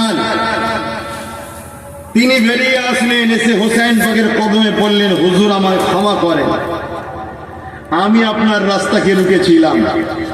এই কারবালায় 1000 সৈন্য নিয়ে প্রথম আপনাকে আমি আটকেছিলাম। হুজুর আমার খাতাকে মাফ করেন, ভুলকে মাফ করেন, আমায় ক্ষমা করেন, আমাকে সুযোগ দেন হুজুর, আমি আপনার পক্ষে দাঁড়িয়ে এই এজিদ বাহিনীর বিরুদ্ধে লড়তে চাই। ইমাম হোসাইন পাক তাকে প্রথম দায়িত্ব দিল। ইমাম পাকের কাছে এসে সঙ্গে সঙ্গে তওবা করে ইমাম পাক তাকে দায়িত্ব দিল। ইমাম ইসলামের পক্ষে, ইমাম পাকের পক্ষে দাঁড়িয়ে জালিম অত্যাচারী স্বৈরাচারী শাসক এজিদের বিরুদ্ধে লড়াই করেছিল। 185 জন এজিদ বাহিনীকে জাহান্নামে পাঠাবার পর তিনি শাহাদাত বরণ করে জান্নাতি হয়েছে। জোরে বলুন সুবহানাল্লাহ। আমরা নিশ্চয়ই একজনের নাম শুনেছি, হযরতে খালিদ বিন ওলীদ। নাম শুনেছেন না? বদরের যুদ্ধে রাসূলুল্লাহর বিরুদ্ধে অস্ত্র ধরেছিলেন। এজিদ এই কি বলে আবু জেহেলের পক্ষে ছিল। উহুদের ময়দানে রাসূলুল্লাহ ও সাহাবাদের বিরুদ্ধে তরবাল ধরেছিল, উমাইয়ার পক্ষে ছিল। শুনছেন? এই দুই লড়াইতে, এক লড়াইয়ে 313 জন সাহাবা হুজুরদের মধ্যে 13 জন শহীদ হয়েছে, আর এক লড়াইতে 70 জন সাহাবা হুজুর শহীদ হয়েছে। ইসলাম আমাকে কি শিখাচ্ছে দেখুন। হযরতে খালিদ বিন ওলীদ উহুদের লড়াইয়ের পর, দুটো লড়াইয়ের পর তওবা করলেন, রাসূলুল্লাহর কদমে আসলেন, হুজুর আমাকে জায়গা দেন। আমার রাসূল তাকে জায়গা দিলেন, আসো। 125টা রাসূলুল্লাহর হয়ে লড়াই করলেন, 125টাতে ইসলামের বিজয় খালিদ বিন ওলীদের ওসিলায় আল্লাহ দিলেন। জোরে বলুন সুবহানাল্লাহ। আজকের দিনে যদি কোনো মুসলিম ঘরের ছেলে গতকাল অন্যায় করে থাকে, ভুল করে থাকে, প্রচার করে থাকে, মাফ করা যাবে না এমনও কাজ করে থাকে, সে যদি ক্ষমা চেয়ে, তওবা করে, মাফ চেয়ে, ফুরফুরার কোন পীর সাহেবের হাতে হাত দিয়ে তওবা ইস্তেগফার করে সে যদি পরিবর্তনের জন্য ফিরে আসতে চায়, তাকে জায়গা দেওয়া দরকার আছে না? এবারে সে যদি অন্যায়ের রাস্তা আবার পুনরায় বেছে নেয়, তাহলে জানতে হবে তার মধ্যে খতমাল্লাহু আলা কুলুবিহিম, মোহর পড়ে গেছে, পরিবর্তন হবার নয়। তাহলে তার বিরুদ্ধে আবার তখন সংগ্রাম, লড়াই তো করতে হবে। কিন্তু কেউ যদি তওবা করে, ক্ষমা চাই, পরিবর্তন হতে চায়, তার বিরুদ্ধে তোমার আমার কথা বলার অধিকার ইসলাম ইজাজত দেয় নাই। শুনছেন আমি কি বলছি? বুঝছেন আমি কি বলছি? আরো একটা কথা বলে যাচ্ছে, রাসূলুল্লাহর জামানাতে, দুনিয়াবি হায়াতের জিন্দেগিতে এক মহিলা পাপ করে ফেলে, গর্ভে সন্তান এসে যায়, ভয় হয় আল্লাহ যে কি করা যায়। এখনো বলছি কেন, বুঝতে পারছেন? হ্যাঁ, কেন কেউ ভুলে তওবা করবে, আমি আপনি সমালোচনা করে নিজের আখিরাতে ক্ষতি করে লাভ নেই। কেন হচ্ছে সমালোচনা? তাই যখন সুযোগ পেয়েছি, কমসে আপনজনকে বুঝাচ্ছি, মুনাফিক থেকে, ষড়যন্ত্রকারীদের থেকে দূরে থাকবে। ভালো না লাগে চুপ থাকো, ভালো না লাগে চুপ থাকো, সব জায়গায় মুখ খুলতে নেই, অনেক জায়গায় চুপ থাকতে হয়, জানেন তো নাকি? হ্যাঁ, নূরপুরের মানুষ আজকে অনেক পেয়েছেন, তো এখন কথা বলা শিখে গেছেন না? অনেক কথা বলছেন, অনেক। মনে রাখবেন, আসা যাওয়া তো খুব কম, আগে তো অনেক আসতাম, আসা যাওয়া খুবই কম। এই খুবরিয়া আমার বাপটা নিয়ে আসেন, ওই পরে মনে করতে একটা আসা। দাওয়াত কি তাহলে করতে যান না মনে হচ্ছে নাকি? দাওয়াত করতে যায়, কিন্তু আমার ঝাঁস সহ্য করতে পারে না। আমি খোলা কথা বলি বাপ ভাইরা, আমি তো বলছি তুমি আমার সিলসিলার লোক নয়, তুমি দাদা হুজুরের সিলসিলা। আমাকে যদি পছন্দ না হয় আমার ছেড়ে দাও না। তুমি দাদা হুজুর কি দোষ করেছে? এক কথা বলেন, দাদা হুজুর কি দোষ করেছে? তুমি তো সিলসিলার মুরিদটা দাদা হুজুরের, ঠিক তো নাকি? না আমার আব্বা আলী একবার সিলসিলার মালিক আর হুজুরের সিলসিলার মুরিদ তুই নাকি? না, আমরা দাদা হুজুরের মুরিদ, তাই তো নাকি? ভালো লাগে না আব্বাস সিদ্দিককে ছেড়ে দাও, কিন্তু না, বেশি লাফালাফি ভালো নয়। আবার বেশি লাফালাফি ভালো নয়। কোথায় কার বিরুদ্ধে বলতে গিয়ে কোথায় ধাক্কা লেগে যাবে, কোথা থেকে কি বদ্ধ এসে যাবে, হাড়ে হাড়ে বুঝতে হবে, তখন কিছু করার থাকবে না। তো যে কথা বলছিলাম, ওই মহিলা তখন তওবা করার জন্য রাসূলুল্লাহর কাছে গেছে। নবী পাক বললেন, আগে তোমার সন্তানটা হয়ে যাক, তারপরে তুমি এসো। সন্তান হয়ে যাওয়ার পর রাসূলুল্লাহ বললেন, সন্তান যতদিন দুধ পান করবে, দুধ পান হয়ে যাক, তারপরে এসো। আসার পরে রাসূলুল্লাহ শরীয়তের আইন অনুযায়ী তাকে শাস্তি দিলেন। ওই শাস্তি পাথর নিক্ষেপ যখন করছে, তার শরীর থেকে পাথরের আঘাতে একটা রক্ত টুপা এসে কোন এক সাহাবীর গায়ে পড়ে যায়। তখন সাহাবী বড় বিরক্ত বোধ করেন, একজন এরকম ব্যভিচারিণীর রক্ত আমার গায়ে পড়ে গেল। আল্লাহর নবী বলেন, খবরদার, তওবাকারীকে আল্লাহ মাফ করে দেয়, একে ওই নজরে আর দেখো না। যদি বলুন সুবহানাল্লাহ। কি বুঝাচ্ছি, বুঝছেন? হ্যাঁ, আমি আবার বলছি, যেদিকে ও তওবা করে আবার ফিরে যায়, জানতে হবে তার মধ্যে খতামাল্লাহু আলা কুলুবিহিম, মোহর পড়ে গেছে। তার জন্য তো হুজুর দোষী নাই, হুজুর দোষী নাই। তুমি ফুরফুরা শরীফে গিয়ে তোমার গ্রামের একটা সারাবি ছেলে, বদমাইশ ছেলে, চোর ছেলে, ডাকাতি ছেলে, লোককে পেটে জুলুম করে, ফুরফুরা হুজুরের কাছে লিখাতে, হুজুর এই ছেলে তওবা করতে চায়। হুজুর তার হাত ধরেছে, বাবা তওবা কর, ইস্তেগফার পড়, কলেমা রব্বে গফুর পড়, পড় বাবা, পড়িয়ে দিয়েছে। যা বাবা, খবরদার বদমাশি করি, ভালো হয়ে থাকবি। সে এখন যদি আবার বিগড়ে যায়, যেন হুজুরের দোষ। কথা বলেন, শরিয়াত আমাদেরকে অনেক কিছু শিখিয়েছে। আমার নবী পাকের জামানাতে এক খ্রিস্টান রাজা ইমানের কলেমা পড়েছিল, জানেন? ইসলামে এসেছে, সাহাবা হুজুররা বড় খুশি, খ্রিস্টান রাজা ইসলাম কবুল করেছে, একদম শেষ সময়ের দিকে। আর ওই সময় তো হুক চলে যাচ্ছে, আজান কখন দেবে মসজিদ? 8:15 আজান। আচ্ছা, তো ভাইয়েরা আমার, একটু মনে হচ্ছে অনেকদিন পড়া, তো মনে হচ্ছে হযরত ওমর ফারুক হুজুরের জামানা, হযরত ওমর ফারুক হুজুরের জামানায় ওই খ্রিস্টান রাজা ইসলাম কবুল করেছে।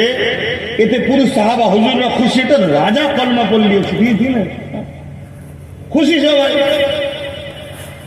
যখন তওয়াফ করতে গেছে কাবা, এক গরীব মানুষ, তিনিও কাবা তওয়াফ করছিলেন, আর ওই রাজার ইহরামের উপরে পা দিয়েছে, ইহরামের কাপড়ের উপরে পা দিয়েছে। তো রাজার মিজাজ তো ঘুরে এক চর মেরেছে। মিজাজটা কি সহজে চেঞ্জ হয়? একটু দেরি লাগবে না, লাগবে না? কি গো, হ্যাঁ? আল্লাহ নবী বললেন, শরাব খাওয়া হারাম। এক মুহূর্তে সব সাহাবারা শরাব খাওয়া ছেড়ে দিয়েছে। ওই সাহাবাদের মধ্যে থেকে একজন সাহাবী ছিলেন, তিনি কিছুদিন পরে এসে হুজুরের কাছে কাঁদছে, কি খবর? হুজুর ভুল করে আরেকবার হয়ে গেছে। জানো কি আছে? হ্যাঁ, এই তারিখগুলো আমাদেরকে কেন দিয়েছে আল্লাহ? কেন দিয়েছে? যাতে করে আমরা শুধরাতে পারি। নবী তাকে তওবা করলেন, শরীয়তের হুকুম অনুযায়ী দোররা মারলেন, শাস্তি দিলেন, দিয়ে ক্ষমা করে দিলেন, যাও। হ্যাবিটটা এমন জিনিস, মিজাজ একটা এমন জিনিস এসে যায়। তো ওই সাহাবী, ওই রাজা এক চর মেরে দিয়েছে। এই চর মেরে দিবার পর ওমর ফারুক হুজুরের কাছে বিচার এসছে। ওমর ফারুক ওই বাদশাকে কাঠগড়ায় দাঁড় করিয়েছে। তখন রাজা বলছেন, এটা খ্রিস্টান বাদশা ছিলাম, ইসলাম কবুল করেছে, আমার দিকে তো একটু তাকান, আমি একটা রাজা, আমাকে কাঠগড়ায় দাঁড় করাবে? হযরত ওমর ফারুক বলছে, আপনার নামে অভিযোগ এসেছে, আসামি আপনি, রাজা হন আর যে হন, কাঠগড়ায় দাঁড়ান, শরিয়াত বিচার সবার জন্য সমান, দাঁড়ান। নারী অভিযোগ শোনা হচ্ছে, আপনি একে চড় মেরেছেন কেন? সে বলছে, আমার এহরামে পা দিয়েছে কেন? ওমর ফারুক গরিব থেকে জিজ্ঞেস করছে, কেন পা দিয়ে? হুজুর তওয়াফ করতে গিয়ে অইচ্ছাকৃত বেখেয়ালে, হুজুর ইচ্ছা করে নাই, পা উঠে গেছে, হুজুর আমাকে চড় মেরে দিয়েছে। হযরত ওমর ফারুক ফয়সালা দিলেন, যাও তুমি ওকে চড় মেরে প্রতিশোধ তুলে নাও। শুনছেন? খ্রিস্টানিজম রাজার রাজার তো মনোভাব আছে না এখনো? হ্যাঁ, সে তখন বলছে, ওমর ফারুক আমাকে একটা দিন সময় দেওয়া হোক। গরিব হযরত ওমর ফারুক বললেন, একদিন সময় দেওয়া হচ্ছে, যাও। একদিন পরে যে সময় দিয়েছে, রাতারাতি পালিয়ে গিয়ে খ্রিস্টান হয়ে গেছে। শুনছেন? পরের দিন ওমর ফারুক, জুম্মার সময় এসেছে, জুম্মার দিনে খুতবা দিবার জন্য ওমর ফারুক উঠছে, সাহাবা হুজুরদের মধ্যে কানা খোঁচাখুচি হচ্ছে। একটা রাজা ছিল, একটু নরম লেহেজা করলে একটু হতো, এরকম একটা কথা হচ্ছে। ওমর ফারুক খুতবা তুলে জালালে এসে গেছে, আমার নবীর অনুসারীরা শোনো, শরিয়াত উমরের বাপ খাত্তাবের নয়, শরিয়াত হলো রাসূলুল্লাহ। এখানে কে রাজা, কে প্রজা, কে গরিব, কে কি দেখা হয় না, এখানে অন্যায় অন্যায়, ন্যায় ন্যায় হয়। জোরে বলুন সুবহানাল্লাহ। তাহলে এসো, ফিরে যাওয়ার ইতিহাস আছে না নাই? কথা বলছো না? বলে হ্যাঁ, ফিরে যাওয়ার পর তার সঙ্গে আবার লড়াই হয়েছে, ফিরে যাওয়ার পর আবার তার সঙ্গে লড়াই হয়েছে, কিন্তু এসে গেছে, তাকে ওয়েলকাম করা হয়েছে না হয়নি? এগুলো মাথায় রাখো, শুধু সমালোচনা। আসেন আগে যা আমার রাসূলুল্লাহ কথা বলছিলাম, বলতে গিয়ে এদিকে চলে গেলাম। এ নওজওয়ানেরা, যে নবী আমার সারা জীবনটা তোমার আমার জন্য কেঁদেছে, আজ রোজা মোবারকে কাঁদতেছে, তোমার আমার কি ঈমান বলে না, তোমার আমার কি বিবেক বলে না, সেই রাসূলুল্লাহ দ্বীনের জন্য সংগ্রাম করা। আর দুনিয়ায় কেউ যদি সামান্য কিছু তোমাকে দিয়ে দাও, তুমি তার জন্য জীবন দিয়ে দিচ্ছ, তার জন্য জান কুরবান করে দিচ্ছ। এ নওজওয়ান, আমি তোমাকে চ্যালেঞ্জের সাথে বলছি, তুমি যদি আল্লাহর ঘরের জন্য, নবীর দ্বীনের জন্য, আকাবের জন্য তুমি যদি সংগঠিত হয়ে আল্লাহর দ্বীনের জন্য ঐক্যবদ্ধ হয়ে এগিয়ে যাও, মনে রেখে দিও, আল্লাহর দ্বীনে যেমন নামাজ আছে, আল্লাহর দ্বীনে তেমন গরিবদের ভালোবাসাও রয়েছে, আল্লাহর দ্বীনে যেমন রোজা আছে, আল্লাহর দ্বীনে তেমন এতিমদেরকে সাহায্য করাও আছে, আল্লাহর দ্বীনে যেমন হজ আছে, আল্লাহর দ্বীনে তেমন বিধবাদেরকে সাহায্য করা আছে, আল্লাহর দ্বীনে যেমন তোমাকে নারী টুপি রয়েছে, তেমন আল্লাহর দ্বীনের মধ্যে অমুসলিম যদি হয়, কেউ বিপদে পড়ে গিয়ে তাকে বিপদ মুক্ত করাও রয়েছে। এ নওজওয়ানেরা, তুমি যদি রাসূলুল্লাহর কবরের দ্বীনের জন্য ঐক্যবদ্ধ হও, অর্থাৎ ধর্মনীতি যেমন করব, সমাজনীতি করব, রাজনীতি করব, রাষ্ট্রনীতিও করব, পরিবার নীতি করব, সম্প্রীতি নীতি করব, মানব বন্ধন নীতি করব, যাই করি না কেন মডেল হিসেবে রাসূলুল্লাহকে ফলো করব। তাহলে মনে রেখে দিও, তোমাকে কিয়ামতের দিনে রাসূলুল্লাহ শাফাআত আল্লাহ পাকের জান্নাতে নিয়ে যাবে। দুনিয়ায় সামান্য ভিক্ষার জন্য মুসলমানকে মারছো, মুসলমানকে কেস দিচ্ছ, মুসলমানের ঘর ভাঙছো, মুসলমানের নামে মিথ্যা মামলা দিচ্ছ, মুসলমানের নামে মিথ্যা প্রচার করছো। হাত্তাকি মিথ্যা প্রচার করতে করতে করতে করতে নবী বংশের আওলাদের নামও মিথ্যাচার শুরু করে দিয়েছে, তাদেরকে নানান ইলজাম দিতে লেগেছো। মনে রেখে দিও, দুনিয়া তোমার তথাকথিত ইসলাম বিরোধী নেতাগুলোকে খুশি করার জন্য, মনে রেখে দিও, কাল কিয়ামতের ময়দানে তোমার এই দুনিয়ার নেতা নেত্রী যারা ইসলাম বিরোধী, এরা জাহান্নামের কুকুর হয়ে জাহান্নামে যাবে।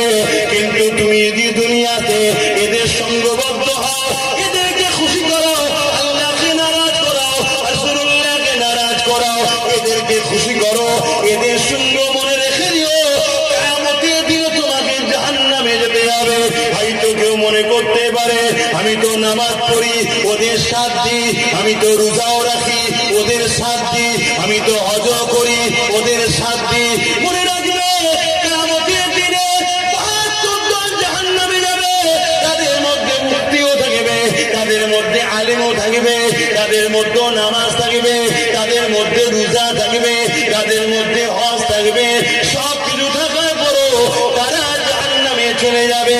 এই যুবকেরা দুটো হক, একটা হলো হকুল্লাহ আর একটা হলো হকুন্নাস, একটা হলো আল্লাহর হক আর একটা হলো বান্দার হক। নামাজ যদি কাজা করো আল্লাহর হক ছেড়ে দিলে, রোজা যদি কাজা করো আল্লাহর হক ছেড়ে দিলে, হজ যদি কাজা করো আল্লাহর হক ছেড়ে দিলে, মওতের বিছানায় শুয়ে চোখে পানি ছেড়ে দিয়ে দিল থেকে যদি তওবা করে কাঁদো মালিক, সবাই তো ছেড়ে দিল, এখন আপনি ছাড়া কে আছে? আমার তো যাওয়ার সময় হয়ে গেছে, সারা জিন্দেগি তোমায় ভুলেছিলাম, কিন্তু আল্লাহ কখনো তুমি আমাকে ভুলে দেখোনি। সময়ে সময়ে খাইয়েছো, সময়ে সময়ে আমার রোজনকে মিটিয়েছো, আর তোমার কাছে তওবা করেছি। এ যুবক, তোমার যদি এই নসিবে থাকে আমি বলে যাই আমার আল্লাহ তওবা করিকে মাফ করে দেবে। আরো জোরে বলুন সুবহান। এতিমের মাল যদি খেয়ে যাও, 10 বার হজ করে মা বাঁচে বলবেন? বিধবার যদি মাল ঝেড়ে যাও, একটা অমুসলিমের জমি যদি দখল করো, কথা বলছেন না? মাপ নেই। অমুসলিম তো একটা অমুসলিম নিরীহ, সে দোষী নয়, তাকে মিথ্যাভাবে মারধর করেছ। কথা বলেন, কথা বলেন, কথা বলেন, শরিয়াতটাকে বুঝুন। ও অমুসলিম তুমি দেখছো, আর আমার আল্লাহ বলছো এটা আমার সৃষ্টি।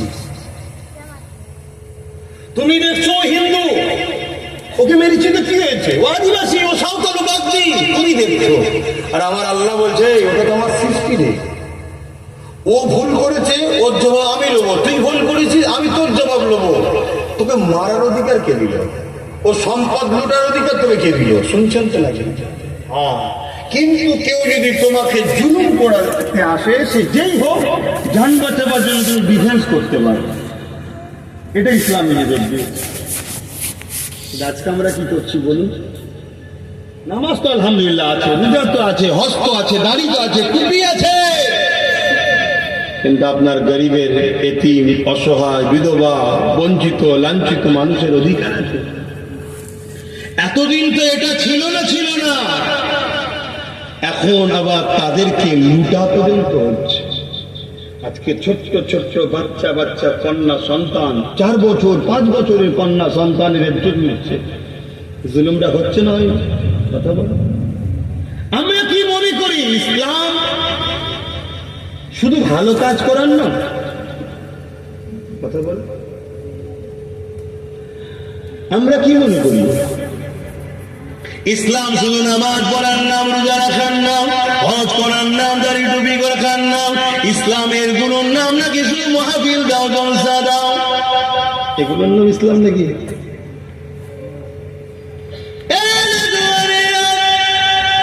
এই কিছু দূর গেলে আপনার এলাকায় একটা ট্রেন লাইন রয়েছে, ট্রেন যাচ্ছে দেখবেন দুটো পাট্টির ওপর দিয়ে। ইসলামকে মনে করুন একটা ট্রেন, ইসলাম নামক গাড়িটা যাচ্ছে দুটো পাট্টির ওপরে। তা'মুরুনা বিল মা'রুফ ওয়া তানহাউনা আনিল মুনকার, অন্যায়কে মিটাও, ন্যায়কে প্রতিষ্ঠিত করো, এর নাম হলো ইসলাম।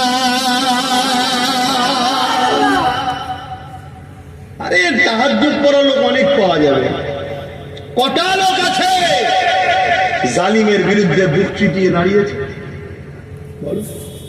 আর রোজা রাখার লোক অনেক পাওয়া যাবে, কটা লোক আছে অন্যায়ের বিরুদ্ধে কথা বলে? রোজার আওয়াজ, হজের আওয়াজ করার মনীষে অনেক পাওয়া যাবে। স্বৈরাচারী, অত্যাচারী, বদমাই, লুটেরা, খুনি, দাঙ্গাবাজ, ইসলাম বিরোধী, ওয়াকাফ বিরোধী, নেতা নেত্রীদের বিরুদ্ধে বলার আলেমরা কটা রয়েছে? কথা বল, কথা বলবে তো, কটা আছে? নামাজের কথা বলা খুব সহজ ব্যাপার, রোজার কথা বলা খুব সহজ, হজের কথা বলা খুব সহজ, কিন্তু জুলুমের বিরুদ্ধে বলাটাই তো প্রকৃত তোমার আল্লাহ দিনের উপরে দরদ আছে কিনা এটাই পরীক্ষা। বসে ফেসে গেলি নাকি? যে শরীর জায়গায় উঠু যেতেও পারছি আব্বাস সিদ্দিকি রয়ে গেল। হ্যাঁ, ও আবার তাবারুকও আছে বলছে, আর হবে না। তাহলে আমার কথাই কষ্ট নিচ্ছেন কি গো? হ্যাঁ কি না বলে? মনে রাখবেন, আপনার কষ্ট নিয়েতে আমার কিছুই যায় আসে না, কিন্তু জিজ্ঞেস করছি কেন?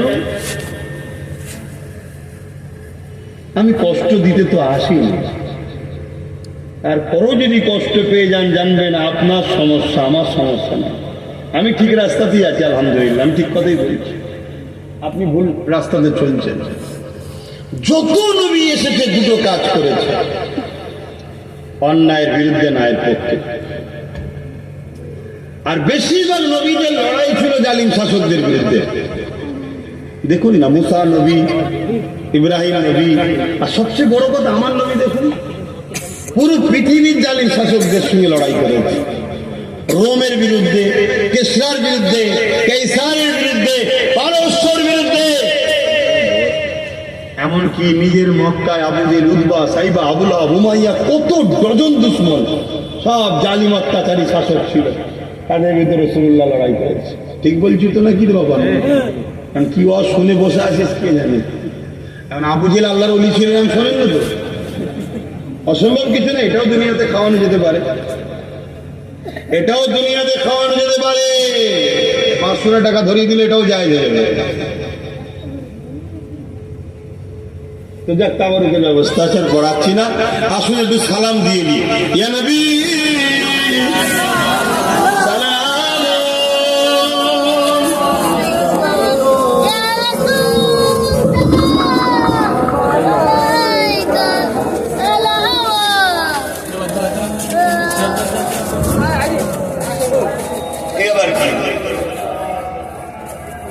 কিভাবে সালাম পড়াবে? আহা, এটা ঠিক করতে হয়, তো গায়ে সুসুরি দিচ্ছে আবার। হ্যাঁ,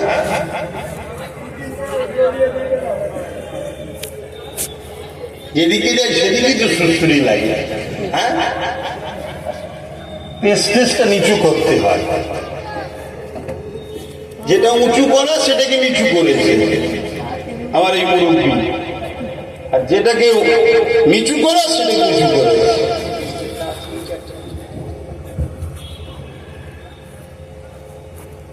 কি খাচ্ছিস বাবা? আবার দাঁড়িয়ে দাঁড়িয়ে দাঁড়িয়ে খেতে নেই বাপ, কিডনির ক্ষতি হবে, ইসলামেরও নিষেধ আছে। বসে যাও, বসে খেয়ে নাও, বসে খেয়ে নাও। সঙ্গেতে খেয়ে নে না বাবা, হুজুর খেতেও দিচ্ছে না।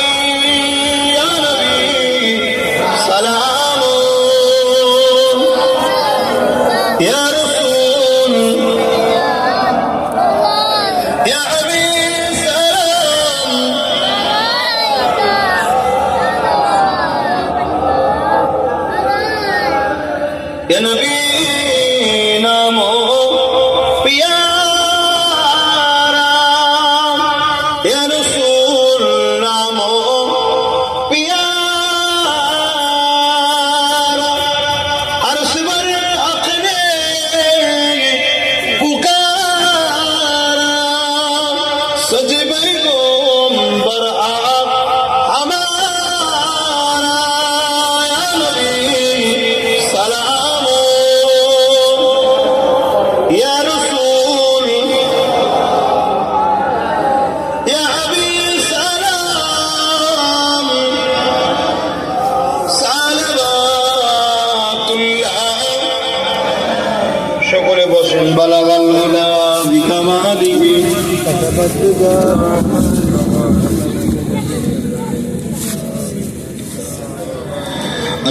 अल्लाहुम्मा सल्ली अला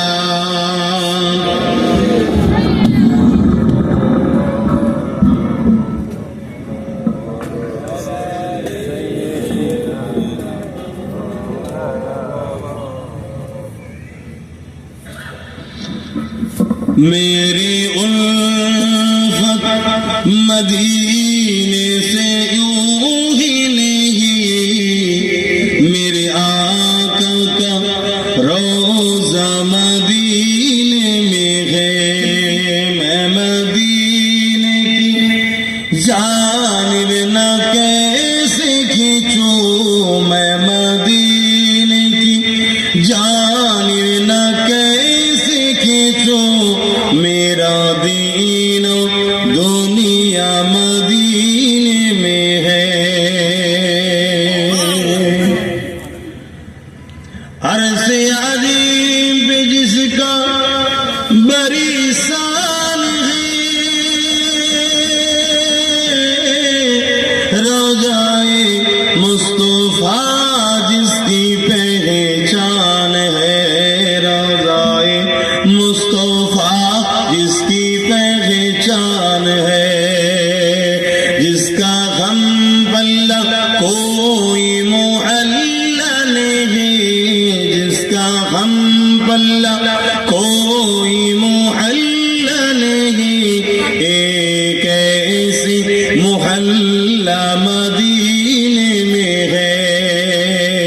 मेरी उल्फत मदीने से यूं ही नहीं, मेरे आका का रोज़ा मदीने में है।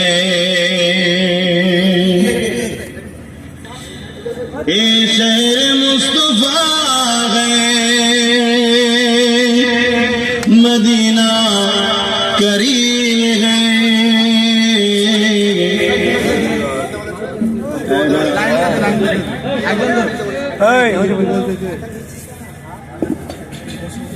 ये शहर मुस्तफा है, मदीना करीम है, सबको निभा रहा है, मदीना करीम है। क्यों ना एक करीम है, क्यों ना एक करीम है, आका करीम है, सबको निभा रहा है, मदीना करीम है। मेरी उल्फत मदीने से यूं ही नहीं, मेरे आका का रोज़ा मदीने में है। अल्लाहुम्मा सल्ली अला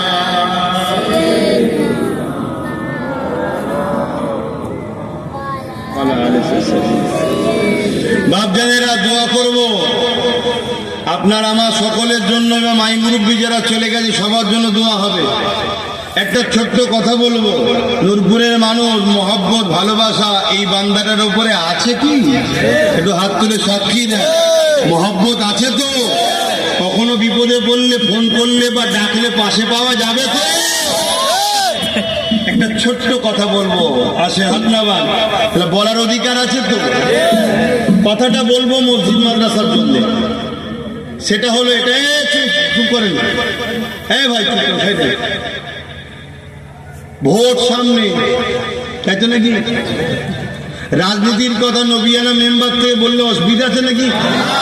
এখন সব বোধে মুড়ি এক হয়ে গেছে, সব ঢুকে পড়েছে। বা আর আব্বাস সিদ্দিকী একা আসামি নয়, সব যদি হয় সব আসামি। খুব বলেছিল না, হ্যাঁ লোক সামলাতে পারছে, সব বোধে মুড়ি এখন এক হয়ে গেছে। শোনে মন দিয়ে কথাটুকু শুনেলেন, আমি একটাই কথা বলবো, সামনে ভোট, ভাই ভাই খুনোখুনি করবেন না, ভাই ভাই খুনোখুনি করবেন না। ইসলাম বিরোধীদের জন্য নিজের কলেমা ভাইয়ের পড়া ভাইয়ের নামে মিথ্যা কেস দেবেন না, জুলুম করবেন না। দ্বিতীয় আর একটা কথা বলবো, ভোটটা যখন দেওয়া হয় একটা বাক্সে ঘিরা, তাই তো নাকি? সেখানে আপনি আছেন, আর কেউ আছে? আপনি 500, 1000, 2000 কি নিয়ে কি করছেন কেউ জানে না, কিন্তু ভোটটা দিবার সময় শুধু ভাববেন সুইচটা টিপছেন, যা সে ওয়াকাফের দুশ্মন নয় তো? যদি ওয়াকাফের দুশ্মনকে সুইচ টেপেন, কেউ না দেখুক, আল্লাহ দেখছে না দেখেনি? এই মসজিদের দুশ্মন, এই মাদ্রাসার দুশ্মন, এই কবরস্থানের দুশ্মন, খানকার দুশ্মন যারা, যে বা যারা আইন করুক আর সাপোর্ট করুক, তাকে ভোট দিচ্ছেন, মনে রাখবেন আপনি মসজিদের বিরুদ্ধে দিলেন, মাদ্রাসার বিরুদ্ধে দিলেন, কবরস্থানে দেওয়া খানকার বিরুদ্ধে দিলেন। আপনার ভোট হলো সাক্ষী দেওয়া, শাহাদত দেওয়া যে আমি মাদ্রাসার দুশ্মনকে দিয়েছি, মসজিদের দুশ্মনকে দিয়েছি। আপনার ভোটে শক্তিশালী হয়ে আপনার সিল, আপনার নোরা, আপনারই ভাঙবে মাদ্রাসা, আপনারই ভাঙবে মসজিদ। কিয়ামতের দিন শাফাআতের আশা করা যেতে পারে? তাই ভোটটা যখন দেবেন কেউ নেই ওখানে, আল্লাহ দেখছে।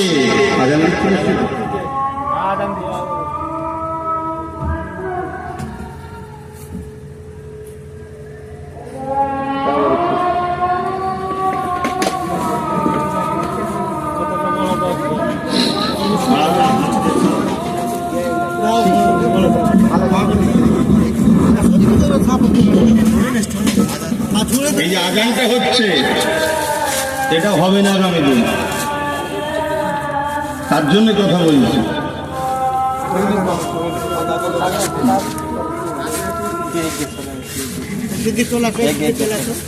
দাও দাও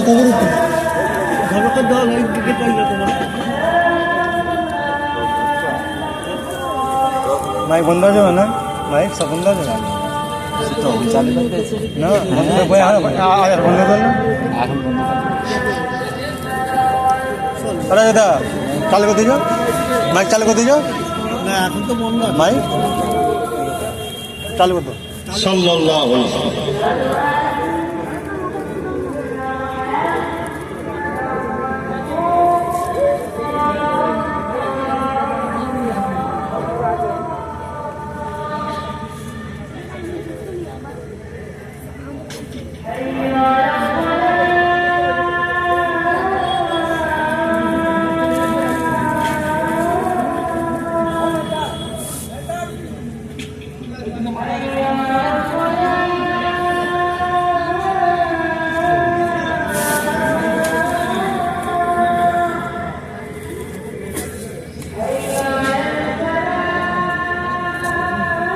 আটটা 15 আজ হয়, 8টা 15 ঢুকে রেখে চলো না 8টায় আজ 7:30 ভাইয়ের জন্য পিচ্ছে লা হাওলা ওয়ালা পিচ্ছে। ছোট মসজিদ না বড় মসজিদ? আর ছয়টা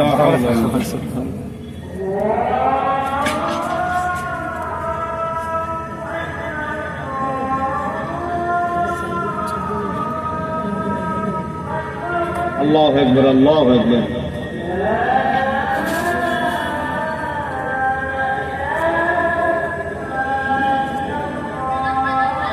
اللهم رب هذه الدعوة والآت محمد وسيلة الفضيلة رسول الله। সকলে বিসমিল্লাহ শরীফে সে দরুদ শরীফ সূরা ফাতিহা ক্লাস পড়েন, দোয়া চাওয়া হবে।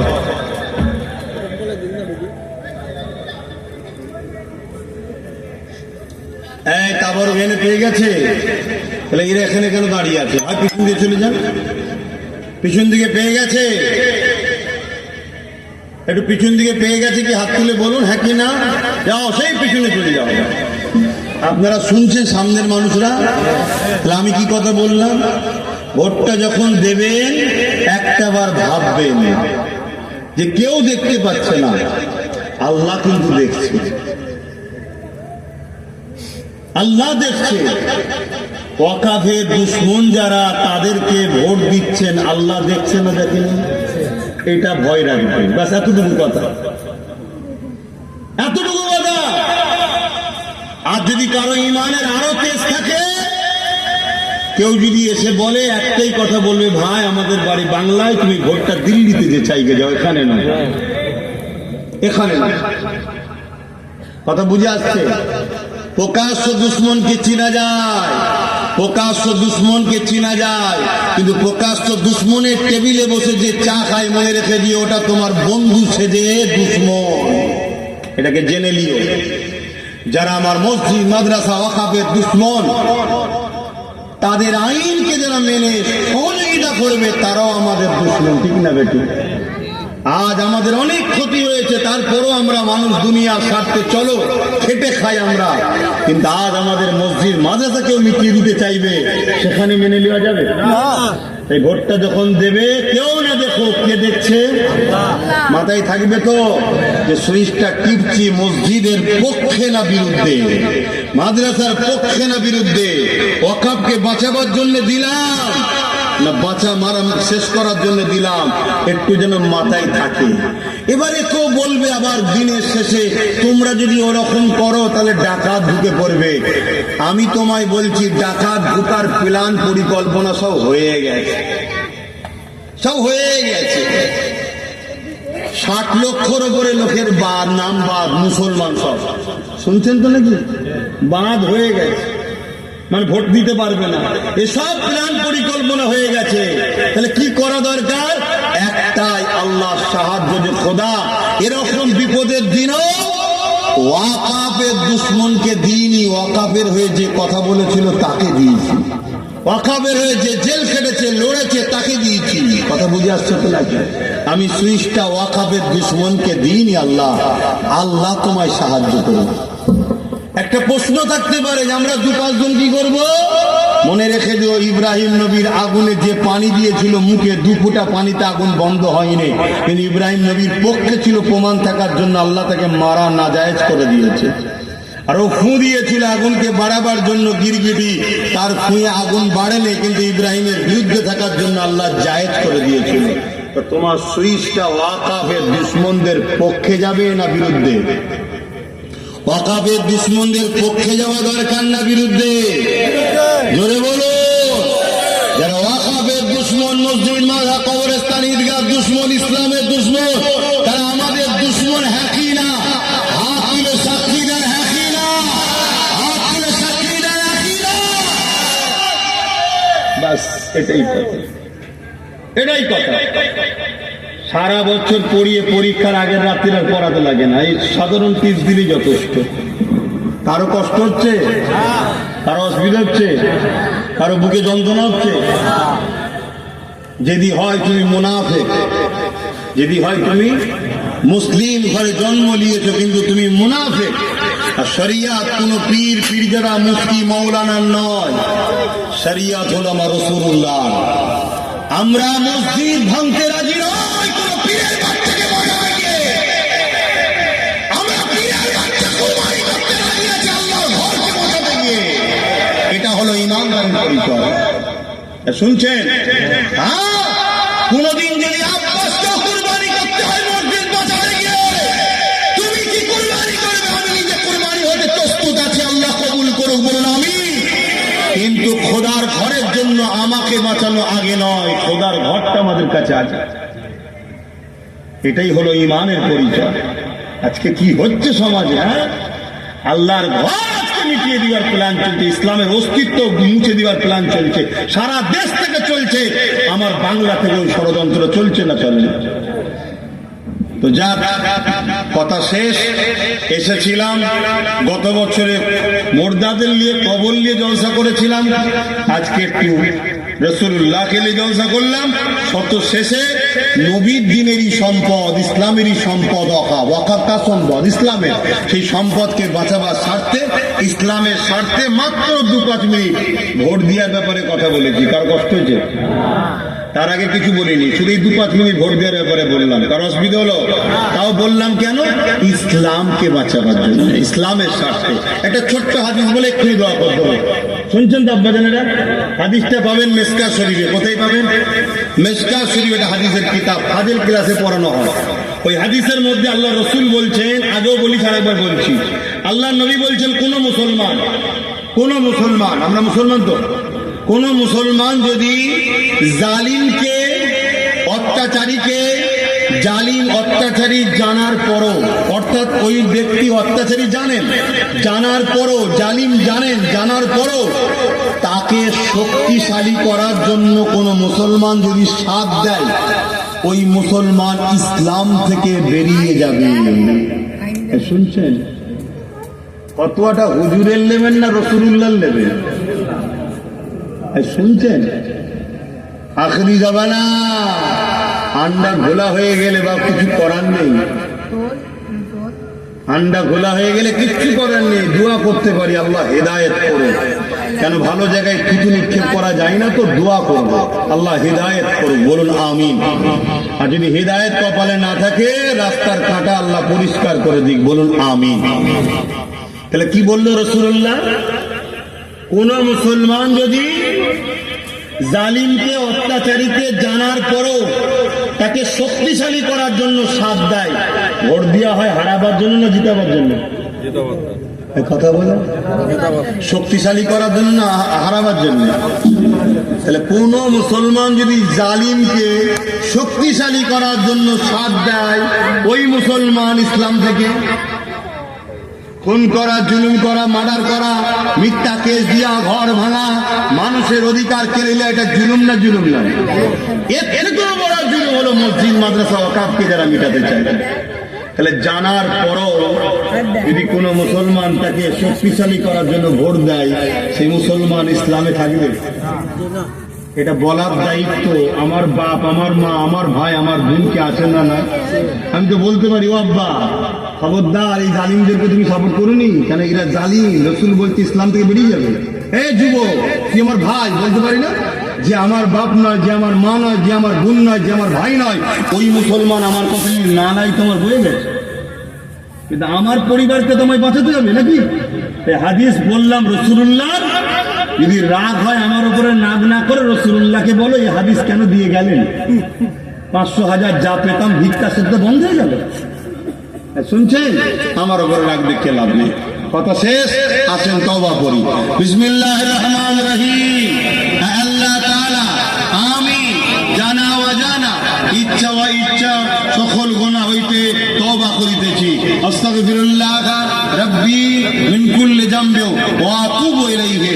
আশহাদু আল্লা ইলাহা ইল্লাল্লাহ ওয়াহদাহু লা শারীকা লাহু ওয়া আশহাদু আন্না মুহাম্মাদান আবদুহু ওয়া রাসূলুহু। লা ইলাহা ইল্লাল্লাহ মুহাম্মাদুর রাসূলুল্লাহ সাল্লাল্লাহু আলাইহি ওয়াসাল্লাম। পাঁচ ওয়াক্ত নামাজ, একমা রোজা, বাবা হজ করবেন, যাকাত দেবেন, দেশকে ভালোবাসবেন, জাতি ধর্ম বর্ণ নির্বিশেষে মানুষে মিলেমিশে থাকবেন। যার ধর্ম তার কাছে, যার উৎসব তার কাছে, আমার ধর্ম আমার উৎসব আমার কাছে। ধর্ম যার যার উৎসব সবার, কেউ মানে এ কথা, কেউ বিশ্বাস করলে এ কথা কাফের হয়ে যাবে।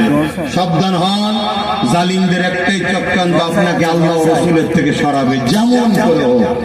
তাই সাবধান, সতর্ক থাকেন। আল্লাহুম্মা আমিন। আয় আল্লাহ, আমার ছোট হুজুর পীর কেবলার মহব্বতের গ্রাম নূরপুর, এই গোরস্থানে ছোট হুজুরের কত মুরিদরাও শুয়ে রয়েছে। আল্লাহ, আমাদের সকলের বাপ মা, পরিবার, আত্মীয় স্বজন অনেকে শুয়ে আছে। আল্লাহ, সেই ছোট হুজুরের মুরিদের ঘরের নাতি পুতা ছেলে পুলেরা সব হাত তুলেছে। আমি গুনাহগার, আপনার দাস, আপনার হাবিবের গোলাম, আমিও হাত তুলেছি। যা কিছু বলালেন বললাম, বলা কোমতে ভুল ভ্রান্তি মাফ করেন। পাক কালামুল্লাহ শরীফ তেলাওয়াত করেছে বাড়িওয়ালা। আয় আল্লাহ, উদ্দেশ্য বাড়িওয়ালার আল্লাহ তিনার আব্বাজানের রুহের মাগফিরাতের উদ্দেশ্য, এবং আম্মা সহ মাইমুরিব্বি যারা অসুস্থ আছে সুস্থতারও উদ্দেশ্য। আল্লাহ, আমরা যারা হাত তুলেছি আমাদেরও উদ্দেশ্য, আমাদেরও দুনিয়া আখিরাতের কল্যাণ, ও যারা চলে গেছে তাদেরও কল্যাণের কামনা। আল্লাহ, আমাদের টোটাল আলোচনাকে কবুল করে দিকে সব যেন আমার নূর নবীদেরও সব পৌঁছে দিন। হুজুর আব্বা জান, আম্মা জান, পরিবার, সাহাবা সাহাবিয়া, চার নবী, চার ইমাম হুজুরদের রুহের সব পৌঁছে দিন। সুলতান হিন্দ, গরিবে নওয়াজ, খাজা মঈনুদ্দিন চিশতি সব খানা পৌঁছে দিন। আয় আল্লাহ, আমার মুর্শিদ কেবলা মুজাদ্দিদুজ্জামান দাদা হুজুর পাকে সব পৌঁছে দিন। দাদা হুজুরের 5 কলিজার টুকরা খলিফা হুজুরদের রুহের সব পৌঁছে দিন। আল্লাহ, এই নূরপুর গ্রামে যত আপনার মাহবুব বান্দা বান্দি চলে গেছে তাদের রুহের সব পৌঁছে দিন। এই গ্রামে যত গোরস্থান আছে প্রতিটা কবরে আল্লাহ শান্তি দেন, আযাবকে মাফ করে দেন। খাস করে প্রতি বছরে আল্লাহ এখানে আমার এই মাহফিল করে আমার চাচাজি, আল্লাহ বাপ এখানে মাহফিল করে, তিনার মাই মুরব্বী সহ এই গোরস্থানে যত কবর বাসে প্রত্যেকের রুহে রুহে সব পৌঁছে দিন, প্রত্যেকের কবরকে জান্নাতের বাগান বানিয়ে দিন আল্লাহ। খাস করে আমার বাড়িওয়ালা চাচাজি আব্বাকে কবরকে জান্নাতের বাগান করে দিন, আখিরাতে প্রতিটা মঞ্জিল আসান করে দেন। হ্যাঁ আল্লাহ তেনার আম্মাকে সুস্থ শেফা দান করেন, বাচ্চাকে নিয়ে আল্লাহ মাকে নিয়ে আরো কিছুদিন নেক হায়াত দারাজ করে মিলেমিশে থাকার তৌফিক দান করেন আল্লাহ। হ্যাঁ আল্লাহ আমরা যারা হাত তুলেছি আমাদের বাপ মা যারা চলে গেছে জান্নাতি করে দেন, যারা বেঁচে আছে নেক হায়াত দারাজ করেন, বাপ মা ছেলে পুলে স্বামী স্ত্রী হাসি খুশি থাকার তৌফিক দান করুন। যারা বেকার আছে রুজির রাস্তা বার করে দিন, কাজ কারবার ধ্বংসের দিকে আল্লাহ কাজ কারবারকে হেফাজত করে। আল্লাহ প্রকাশ্য দুশ্মন তো চিনা যায়, প্রকাশ্য দুশ্মনের হাত থেকেও জানমাল হেফাজত করেন, বন্ধু সেজে মুনাফিক গাদ্দারদের হাত থেকেও জানমাল ইমানের হেফাজত করে। হ্যাঁ আল্লাহ আমার দাদা পীরের সিলসিলার মুরিদ সহ বিশ্বের যত হক মুমিন মুমিনা নরনারীরা আছেন প্রত্যেকের জানমাল হেফাজত করে। হ্যাঁ আল্লাহ আমার দাদা পীরের আওলাদদের, দাদা পীরের সিলসিলার আলেম উলামাদের সকলকে ন্যায়ের পথে হকের পথে চলার তৌফিক দিন। যারা বিগড়ে যাচ্ছে এদিক ওদিক হয়ে যাচ্ছে তাদেরকে হিদায়াত দান করেন আল্লাহ, হিদায়াত দেন আল্লাহ, আল্লাহ হিদায়াত দেন আল্লাহ। আয় আল্লাহ ওয়াকাফকে আপনি হিফাজত করেন, ওয়াকাফকে আপনি হিফাজত করেন, ওয়াকাফকে আপনি হিফাজত করেন, ওয়াকাফের দুশ্মন হুকুমাতদের ঘরে ধ্বংস করে দেন, ওয়াকাফের দুশ্মন হুকুমাতদের ঘরে ধ্বংস করে দেন। আয় আল্লাহ উম্মতে মুহাম্মাদিকে ওয়াকাফের পক্ষে দাঁড় করান, ওয়াকাফের দুশ্মনদের থেকে দূরে থাকার তৌফিক দেন। আয় আল্লাহ আমার ভাই নওশাদ ওয়াকাফের জন্য লড়তে গিয়ে জেলও খেটেছে, মালিক তাকে তুমি ন্যায়ের পক্ষে সত্যের পক্ষে মানুষ জাতীয় দেশের জন্য তাকে কামিয়াবি দান করবে আল্লাহ, ভাঙর থেকে আবার তাকে জিতাবেন আল্লাহ। আয় আল্লাহ হাবিবের খাতির রহমতকে দয়া করে আমাদের প্রত্যেকে তার সাথীদেরকেও আল্লাহ আপনি কামিয়াবি দান করবেন আল্লাহ। আয় আল্লাহ হাবিবের খাতির রহমত করে দয়া করে আমাদের প্রত্যেকের মনের নেক আশা তামান্নাকে আপনি কবুল করুন। আল্লাহ আমাদের বিমারকে সেবা করুন, আমার আব্বা আম্মা ভাই বোন স্ত্রী বাচ্চা সকলের নসিব বড় করুন, আত্মীয় স্বজন সবার নসিবকে কিসমতকে বড় করুন আল্লাহ।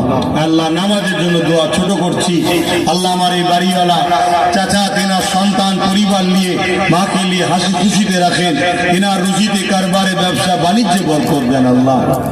আয় আল্লাহ প্রতি বছরে আল্লাহ কিছু তাবারুক করে গ্রামবাসীদের নিয়ে বাপ ও মাই মুরব্বীদের সামনে সানি প্রতিবেশী কবরবাসীর সামনে সানি উদ্দেশ্যে মাহফিল করে আসছে, এই মাহফিল করার জন্য তার অর্থ ধনে মালে আপনি বরকত দান করুন আল্লাহ।